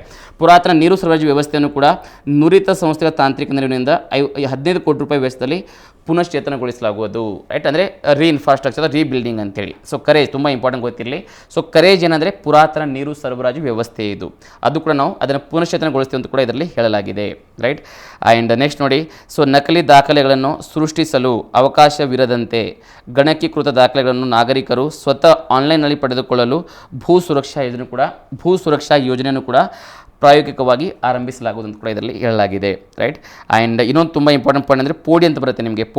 ಪೋಡಿ ಅಂದರೆ ಯಾವುದಾದ್ರೂ ಅಗ್ರಿಕಲ್ಚರ್ ಲ್ಯಾಂಡ್ ಅದನ್ನು ಡಿವೈಡ್ ಮಾಡಿ ಅದರಲ್ಲಿ ಒಂದು 3-4 ಮೆಂಬರ್ಸ್ ಬ್ರದರ್ಸ್ ಇರ್ತಾರೆ, ಸಿಬ್ಲಿಂಗ್ಸ್ ಒಂದು 4 ಜನ ಬ್ರದರ್ಸ್ ಇರ್ತಾರೆ ಅಂತ ತಿಳ್ಕೊಳ್ಳಿ. ಅದಕ್ಕೆ ಪೋಡಿ ಮಾಡೋದಂದರೆ ಅದನ್ನು ಸೀಟ್ ಮಾಡೋದಂತ. ಇರುವಂಥ ನೋಡಿ, ಇವಾಗ ಫಾರ್ ಎಕ್ಸಾಂಪಲ್ ಈಗ 4 acres ಲ್ಯಾಂಡ್ ಇದೆ ಅಂತ ತಿಳ್ಕೊಳ್ಳಿ. ಆ 4 acres ಲ್ಯಾಂಡ್ನ 1 acre ಆಗಿ ಅದನ್ನು ಡಿವೈಡ್ ಮಾಡೋದು, ಅದಕ್ಕೆ ಪೋಡಿ ಅಂತ ಕರಿತೀವಿ, ಪೋಡಿ ಮಾಡಿಸೋದು ಅಂತ ಕರಿತೀವಿ. ಸೊ ನಮ್ಮ ಸರ್ಕಾರದ ಹಿಂದಿನ ಅವಧಿಯಲ್ಲಿ ಬಹು ಮಾಲೀಕತ್ವವುಳ್ಳ ನೋಡಿ, ಇವಾಗ ಈಗ 4 ಜನ ಮಾಲೀಕರಿದ್ದಾರೆ ಅಂತ ತಿಳ್ಕೊಳ್ಳಿ. ಆ 4 ಜನ ಮಾಲೀಕಿದ್ದನ್ನ ಅದನ್ನು ಡಿವೈಡ್ ಮಾಡಿಬಿಟ್ರೆ ಒಂದೊಂದು ಲ್ಯಾಂಡ್ ಒಬ್ಬರಿಗೆ ಮಾಲೀಕತ್ವ ಮಾಡಿಬಿಡೋದು ಅಂತ. ಇಲ್ಲಾಂದ್ರೆ ಏನಾಗುತ್ತೆ, ಒಂದೇ ಲ್ಯಾಂಡ್ ಮೇಲೆ 4 ಜನ ಜಾಯಿಂಟ್ ಓನರ್ಸ್ ಇರ್ತಾರೆ. ಆ ಜಾಯಿಂಟ್ ಓನರ್ ಕಾನ್ಸೆಪ್ಟ್ನ ತೆಗೆದಾಕಿ ಒಬ್ಬೊಬ್ಬರಿಗೆ ಒಂದೊಂದು ಲ್ಯಾಂಡ್ನ ಅಸೈನ್ ಮಾಡಬೇಕು, ನಾವು ಅದಕ್ಕೆ ಪೋಡಿ ಮಾಡೋದು ಅಂತ ಕರಿತೀವಿ, ಪೋಡಿ ಮಾಡುವುದು. ನಮ್ಮ ಸರ್ಕಾರದ ಹಿಂದಿನ ಅವಧಿಯಲ್ಲಿ ಬಹು ಮಾಲೀಕತ್ವವುಳ್ಳ ಪಹಣಿಗಳನ್ನು ಅಳತೆಗೆ ಒಳಪಡಿಸುವ ಮೂಲಕ ಪ್ರತಿ ಹಿಡುವಳಿದಾರರಿಗೆ ಪೋಡಿ ಮಾಡಿ ಪ್ರತ್ಯೇಕ RTCಯನ್ನು ವಿತರಿಸುವ ಅಭಿಯಾನವನ್ನು ಪ್ರಾರಂಭಿಸಲಾಗಿತ್ತು. ಬಾಕಿ ಉಳಿದಿರುವ ಗ್ರಾಮಗಳನ್ನು ಪೋಡಿ ಅಭಿಯಾನ್ 2 ರೆಡಿ ಪೋಡಿ ಮುಕ್ತ ಮಾಡಲು ಆದ್ಯತೆ ಮೇರೆಗೆ ಕ್ರಮ ವಹಿಸಲಾಗುತ್ತೆ. ತುಂಬ ಇಂಪಾರ್ಟೆಂಟ್ ಪಾಯಿಂಟ್ ಇದು, ಯಾಕಂದರೆ ಸಮ್ ಟೈಮ್ ಒಂದೇ ಅಗ್ರಿಕಲ್ಚರ್ ಲ್ಯಾಂಡ್ ಮೇಲೆ 4-5 ಜನ ಜಾಯಿಂಟ್ ಅಕೌಂಟ್ಸ್ ಇರ್ತವೆ ಅಥವಾ ಜಾಯಿಂಟ್ ಓನರ್ಶಿಪ್ ರೈಟ್ಸ್ ಇರ್ತವೆ. ಅದನ್ನು ಪೋಡಿ ಅಂದ್ರೇನು, ಅದನ್ನು ಸೀಟ್ ಮಾಡಿ ಅದನ್ನು ವಿಭಜನೆ ಮಾಡಿ ಒಬ್ಬೊಬ್ಬರ ಹೆಸರ ಮೇಲೆ ಒಂದನ್ನು ನೋಂದಾಯಿಸುವುದಂತ ಇದರ ಮುಖ್ಯ ಉದ್ದೇಶ. ರೈಟ್. ತುಂಬ ಇಂಪಾರ್ಟೆಂಟ್ ಪಾಯಿಂಟ್ ಇದು ಕೂಡ, ಪೋಡಿ ಮಾಡುವುದು. ಸರ್ಕಾರವು ದಾಖಲೆ ರಹಿತ ಜನವಸತಿ ಪ್ರದೇಶಗಳಾದ ತಾಂಡ, ಹಟ್ಟಿ, ಹಾಡಿ, ದೊಡ್ಡಿ, ಪಾಳ್ಯ, ಮಜರೆ, ಕ್ಯಾಂಪ್, ಕಾಲೋನಿ ಇತ್ಯಾದಿಗಳನ್ನು ಗುರುತಿಸಿ ಹೊಸ ಕಂದಾಯ ಗ್ರಾಮಗಳಾಗಿ ಮಾಡ್ತೀವಿ ಅಂತ ಕೂಡ ಕ್ರಮ ತೆಗೆದುಕೊಂಡಿದ್ದಾರೆ. ಇದು ಆಲ್ರೆಡಿ ಆಗಿದೆ ವರ್ಕ್, ಇದು ಆಲ್ಮೋಸ್ಟ್ ಎಲ್ಲ ಕಡೆ. ಯಾಕಂದರೆ ಇಲ್ಲಾಂದರೆ ಇಲ್ಲಿಯವರೆಗೆ ಆ ತಾಂಡಗಳಾಗಿರ್ಬೋದು, ದೊಡ್ಡಿ ಆಗಿರ್ಬೋದು, ಅಥವಾ ಈ ಕಡೆ ಇನ್ನೊಂದು ಬರುತ್ತೆ ನಿಮಗೆ ಹಟ್ಟಿ ಅಂತ ಬರುತ್ತೆ. ರೈಟ್. ಅಲ್ಲಿ ಯಾವುದೇ ಅಲ್ಲಿ ಏನು ಜನವಸತಿ ಇತ್ತು ನೋಡಿ, ಆ ಜನವಸತಿಗಳಿಗೆ ಯಾವುದೇ ಪ್ರಕಾರದ ಗೌರ್ಮೆಂಟ್ ರೆಕಾರ್ಡ್ಸ್ ಇರಲಿಲ್ಲ. ಆ ಗೌರ್ಮೆಂಟ್ ರೆಕಾರ್ಡ್ಸ್ ಕೊಟ್ಟು ಅವುಗಳಿಗೆ ಕಂದಾಯ ಗ್ರಾಮಗಳೇ ಮಾಡಬೇಕು ಅಂತ ಕೂಡ ಇದರಲ್ಲಿ ಒಂದು ಉದ್ದೇಶವನ್ನು ಇಟ್ಕೊಂಡಿದ್ದಾರೆ. ಸೊ ನಾಗರಿಕರು ದೃಢೀಕೃತ ಪ್ರತಿಗಳನ್ನು ಪಡೆಯುವಲ್ಲಿ ವಿಳಂಬವನ್ನು ತಗ್ಗಿಸಲು ಕೇಂದ್ರೀಕೃತ ವರ್ಚುವಲ್ ವಿತರಣಾ ವ್ಯವಸ್ಥೆಯನ್ನು ಕೂಡ ಅಳವಡಿಸ್ತೀವಿ ಅಂತ ಕೂಡ ಇದರಲ್ಲಿ ಹೇಳಲಾಗಿದೆ. ರೈಟ್. ಸೊ ಅದೇ ರೀತಿಯಾಗಿ ತಿರುಮಲ, ಶ್ರೀಶೈಲ, ವಾರಣಾಸಿ, ಗುಡ್ಡಾಪುರ ಅಂತಹ ಒಂದು ಧಾರ್ಮಿಕ ಕ್ಷೇತ್ರಗಳಿಗೆ ಯಾರಾದರೂ ಕನ್ನಡಿಗರು ಹೋದರೆ ಅಲ್ಲಿ ಉಳ್ಕೊಳ್ಳೋಕ್ಕೆ, ಅಲ್ಲಿಗೆ ಇರಲು ಅವರಿಗೆ ಒಂದು ವ್ಯವಸ್ಥೆ ಕೂಡ ಇಲ್ಲಿ ಮಾಡಿಕೊಡ್ತೀವಿ ಅಂತ ಹೇಳಲಾಗಿದೆ. ರೈಟ್. ಈಗ ತುಂಬ ಜನ ತಿರುಪತಿ ಹೋಗ್ತಾರೆ, ಬಟ್ ಅಲ್ಲಿ ಉಳ್ಕೊಳ್ಳೋಕ್ಕೆ ಒಂದು ಕರ್ನಾಟಕ ಭವನ ಅಂತಿದ್ರೆ ಚೆನ್ನಾಗಿರುತ್ತೆ. ಅದೇ ರೀತಿಯಾಗಿ ಇವಾಗ ತುಂಬ ಜನ ದೊಡ್ಡ ಅಂದರೆ ಇದು ಬರುತ್ತೆ ಒಂದು ನಿಮಗೆ ಯಾವುದು ಗುಡ್ಡಾಪುರ ಅಂತ, ಮಹಾರಾಷ್ಟ್ರದಲ್ಲಿ ಬರುತ್ತೆ ಗುಡ್ಡಾಪುರ ಅಂತೇಳಿ. ಅಲ್ಲಿ ನಮಗೆ ಏನೋ ಭಕ್ತಾದಿಗಳು ಹೋಗ್ತಾರೆ ನೋಡಿ, ಆ ಭಕ್ತಾದಿಗಳಿಗೆ ಅಲ್ಲಿ ಉಳಿದುಕೊಳ್ಳಲು ಒಂದು ಕರ್ನಾಟಕ ಭವನ ಅಂತಿದ್ರೆ ಅವರು ಆರಾಮ ನೆಮ್ಮದಿಯಾಗಿ ಅಲ್ಲಿ ಸುರಕ್ಷಿತವಾಗಿ ಉಳ್ಕೋಬಹುದು. ಈ ರೀತಿಯಾಗಿ ಬೇರೆ ಬೇರೆ ರಾಜ್ಯಗಳಿರುವಂಥ ಧಾರ್ಮಿಕ ಕ್ಷೇತ್ರಗಳಲ್ಲಿ ನಮ್ಮ ಕರ್ನಾಟಕದಿಂದ ಹೋಗುವ ಕನ್ನಡಿಗರಿಗೆ ಅಲ್ಲಿ ಅಂದರೆ ಅಲ್ಲಿ ಇರಲು ಒಂದು ವ್ಯವಸ್ಥೆ ಮಾಡಿಕೊಡಬೇಕು ಅಂತೇಳಿ ಒಂದು ಕರ್ನಾಟಕ ಭವನ ಸ್ಥಾಪನೆ ಮಾಡಬೇಕು ಅಂತ ಕೂಡ ಇದರಲ್ಲಿ ಒಂದು ಯೋಜನೆಯನ್ನು ಕೂಡ ಇವರು ಇಟ್ಕೊಂಡಿದ್ದಾರೆ ನಮ್ಮ ಕರ್ನಾಟಕ ಸರ್ಕಾರ. ರೈಟ್. ಸೊ ಅದೇ ರೀತಿಯಾಗಿ ಸಾಮಾಜಿಕ ನ್ಯಾಯದ ಕ್ಷೇತ್ರಕ್ಕೆ ಕೊಡುಗೆ ನೀಡಿರುವ ಪತ್ರಕರ್ತರಿಗೆ ವಡ್ಡರ್ಸೆ ರಘುರಾಮ್ ಶೆಟ್ಟಿ ಪ್ರಶಸ್ತಿ ಕೂಡ ಸ್ಥಾಪಿಸಿ ಪ್ರತಿವರ್ಷ ನೀಡಲಾಗುವುದು ಕೂಡ ಇದರಲ್ಲಿ ಹೇಳಲಾಗಿದೆ. ರೈಟ್. ಆ್ಯಂಡ್ ಇತ್ತೀಚಿನ ದಿನಗಳಲ್ಲಿ ತುಂಬ ನ್ಯೂಸ್ ಆಗಿರುವಂಥ ಡೀಪ್ ಫೇಕ್ ಮತ್ತಿತರ ಸೈಬರ್ ಅಪರಾಧ ಪ್ರಕರಣಗಳನ್ನು ಹೆಚ್ಚುತ್ತಿರುವ ಹಿನ್ನೆಲೆಯಲ್ಲಿ ಮುಗ್ಧ ಸಾರ್ವಜನಿಕರನ್ನು ವಂಚಿಸುವ ಕೃತ್ಯ ಎಸಗುವವರ ವಿರುದ್ಧ ತನಿಖೆ ನಡೆಸಿ ಪರಿಣಾಮಕಾರಿ ಕ್ರಮ ತೆಗೆದುಕೊಳ್ಳುವ ಉದ್ದೇಶದಿಂದ ರಾಜ್ಯದಲ್ಲಿ ಸೈಬರ್ ಕ್ರೈಮ್ ವಿಭಾಗವನ್ನು ಬಲಪಡಿಸಲು ಒಟ್ಟು 43 ಸೈಬರ್ ಎಕನಾಮಿಕ್ ನಾರ್ಕೋಟಿಕ್ಸ್ ಪೊಲೀಸ್ ಠಾಣೆಗಳನ್ನು ಉನ್ನತೀಕರಣಗೊಳಿಸಲಾಗುವುದು. ತುಂಬ ಇಂಪಾರ್ಟೆಂಟ್ ಪಾರ್ಟ್ ಇದು. It is essential also, because most of the innocent people they are becoming the victim of deep fake. ಅದನ್ನು ಕಡಿಮೆ ಮಾಡೋಕ್ಕೋಸ್ಕರ ಕೂಡ ಒಂದು ಕ್ರಮ ತೆಗೆದುಕೊಳ್ತಾ ಇದ್ದಾರೆ, ಅದು ಕೂಡ ಅಪ್ರಿಷಿಯೇಬಲ್. ಶಿವಮೊಗ್ಗ ಜಿಲ್ಲೆಯಲ್ಲಿ 100 ಕೋಟಿ ರೂಪಾಯಿಗಳ ವೆಚ್ಚದಲ್ಲಿ ಹೊಸ ಹೈ ಸೆಕ್ಯೂರಿಟಿ ಕಾರಾಗೃಹ ಕೂಡ ನಿರ್ಮಿಸಲಾಗುವುದು. ರೈಟ್. ಆ್ಯಂಡ್ ಅದಾದಮೇಲೆ ನಿಮಗೆ ಗೊತ್ತು, ಸಾರಿಗೆ ಅಂದರೆ ಶಕ್ತಿ ಯೋಜನೆ ಕೂಡ ಲಾಂಚ್ ಮಾಡಿದ್ದಾರೆ. ಆ್ಯಂಡ್ ನಮ್ಮ 5 ಗ್ಯಾರಂಟಿಯಲ್ಲಿ ಪ್ರಥಮ ಬಾರಿಗೆ ಅಥವಾ ಮೊಟ್ಟ ಮೊದಲು ಗ್ಯಾರಂಟಿ ಯಾವುದಂದರೆ ಇದೆ, ಯಾವುದು? ಶಕ್ತಿ ಅಂತೇಳಿ. ಫಸ್ಟ್ ಗ್ಯಾರಂಟಿ ಇಂಪ್ಲಿಮೆಂಟ್ ಮಾಡೋದೇ ಶಕ್ತಿ ಅಂತೇಳಿ. ರೈಟ್.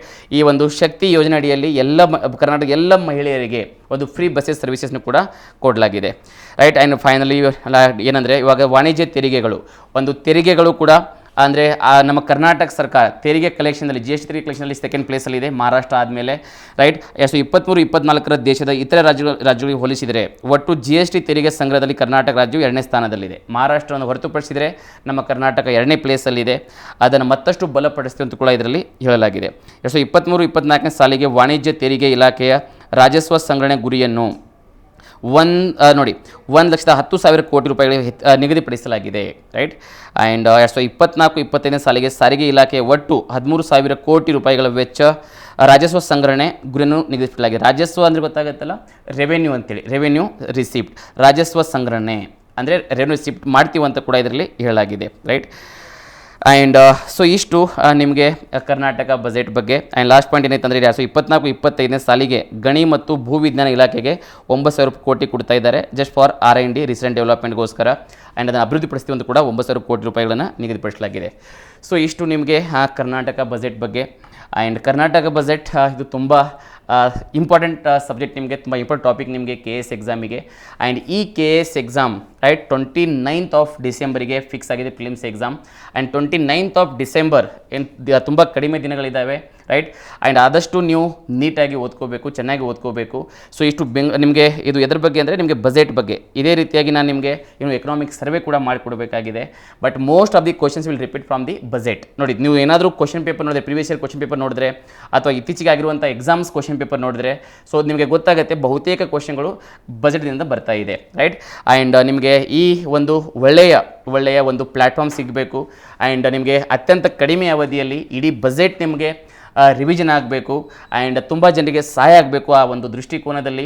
ಸೊ ಇನ್ಸೈಟ್ IAS ಇಟ್ಟಿರುವಂಥ ಒಂದು ದಿಟ್ಟ ಹೆಜ್ಜೆ. ಆ್ಯಂಡ್ ಈ ಒಂದು ಇನಿಷಿಯೇಟಿವ್ಗೆ ನಿಮ್ಮೆಲ್ಲರ ಒಂದು ಪ್ರೋತ್ಸಾಹ ಇರಲೇಬೇಕು. ಇನ್ಸೈಟ್ IAS ನಿಮಗೋಸ್ಕರ ತುಂಬಾ ಹೊಸ ಯೋಜನೆಗಳನ್ನು ತೆಗೆದುಕೊಂಡು ಬರ್ತಾ ಇದೆ. ಆ ಎಲ್ಲ ಯೋಜನೆಗಳನ್ನ ಒಂದು ಇಂಪ್ಲಿಮೆಂಟ್ ಮಾಡುವುದು ಕರ್ತವ್ಯ ನಮ್ಮದು, ಅದಕ್ಕೆ ಪ್ರೋತ್ಸಾಹ ನೀಡುವ ಕರ್ತವ್ಯ ನಿಮ್ಮದು, ರೈಟ್. ಸೊ ನಾವು ಜವಾಬ್ದಾರಿಯುತವಾಗಿ ಅದನ್ನು ಮಾಡ್ತಾ ಇದ್ದೀವಿ, ನಮ್ಮ ವಿದ್ಯಾರ್ಥಿಗಳಿಗೆ ಒಂದು ಸಹಾಯ ಆಗಲಿ ಅಂತ. ಇದರ ಒಂದು ಸದುಪಯೋಗನ ಪಡೆದುಕೊಳ್ಳಿ. ಸೊ ಈ ಕ್ಲಾಸಲ್ಲಿ ನಾವು ಬಜೆಟ್ ಬಗ್ಗೆ ಟೋಟಲ್ ಅಂದರೆ ಇಡೀ ಬಜೆಟ್, ಸೊ ಇಲ್ಲಿರುವಂಥ ಹೊಸ ಸ್ಕೀಮ್ಸ್ ಆಗಿರ್ಬೋದು ಆ್ಯಂಡ್ ಹೊಸ ಯೋಜನೆಗಳಾಗಿರ್ಬೋದು ಅಥವಾ ಓಲ್ಡ್ ಸ್ಕೀಮ್ಸ್ ಆಗಿರ್ಬೋದು, ಪ್ರತಿಯೊಂದು ಕೂಡ ಡಿಸ್ಕಸ್ ಮಾಡಿದ್ದೀವಿ. ಆ್ಯಂಡ್ ನೆಕ್ಸ್ಟ್ ಸೆಷನಲ್ಲಿ will discuss about the economic survey. So ಒಂದು ಆರ್ಥಿಕ ಸಮೀಕ್ಷೆ ಬಗ್ಗೆ ಕುರಿತು ನಾವು ಅಧ್ಯಯನ ಮಾಡೋಣಂತೆ. ಆ ಆರ್ಥಿಕ ಸಮೀಕ್ಷೆಯಲ್ಲಿ ನೆಕ್ಸ್ಟ್ ವಿಡಿಯೋದಲ್ಲಿ will discuss about the basic things of basics about the Karnataka economic survey. ಆ ಕರ್ನಾಟಕ ಎಕನಾಮಿಕ್ ಸರ್ವೆ ಅಂದರೆ ಏನು, ಅದು ಯಾವಾಗ ಪ್ರಾರಂಭ ಆಯಿತು, ಆ ಎಕನಾಮಿಕ್ ಸರ್ವೆಯಲ್ಲಿ ಏನೆಲ್ಲ ಒಳಗೊಂಡಿರುತ್ತೆ, ರೈಟ್. ಅದರಲ್ಲಿ ಇನ್ಫ್ಲೇಷನ್ ಆಗಿರ್ಬೋದು, ಅಥವಾ ನಮ್ಮ ಕರ್ನಾಟಕ GDP GNP ಬಗ್ಗೆ ಆಗಿರ್ಬೋದು, ಅಥವಾ ಕರ್ನಾಟಕ ಪರ್ ಕ್ಯಾಪಿಟಲ್ ಇನ್ಕಮ್ ಬಗ್ಗೆ ಆಗಿರ್ಬೋದು.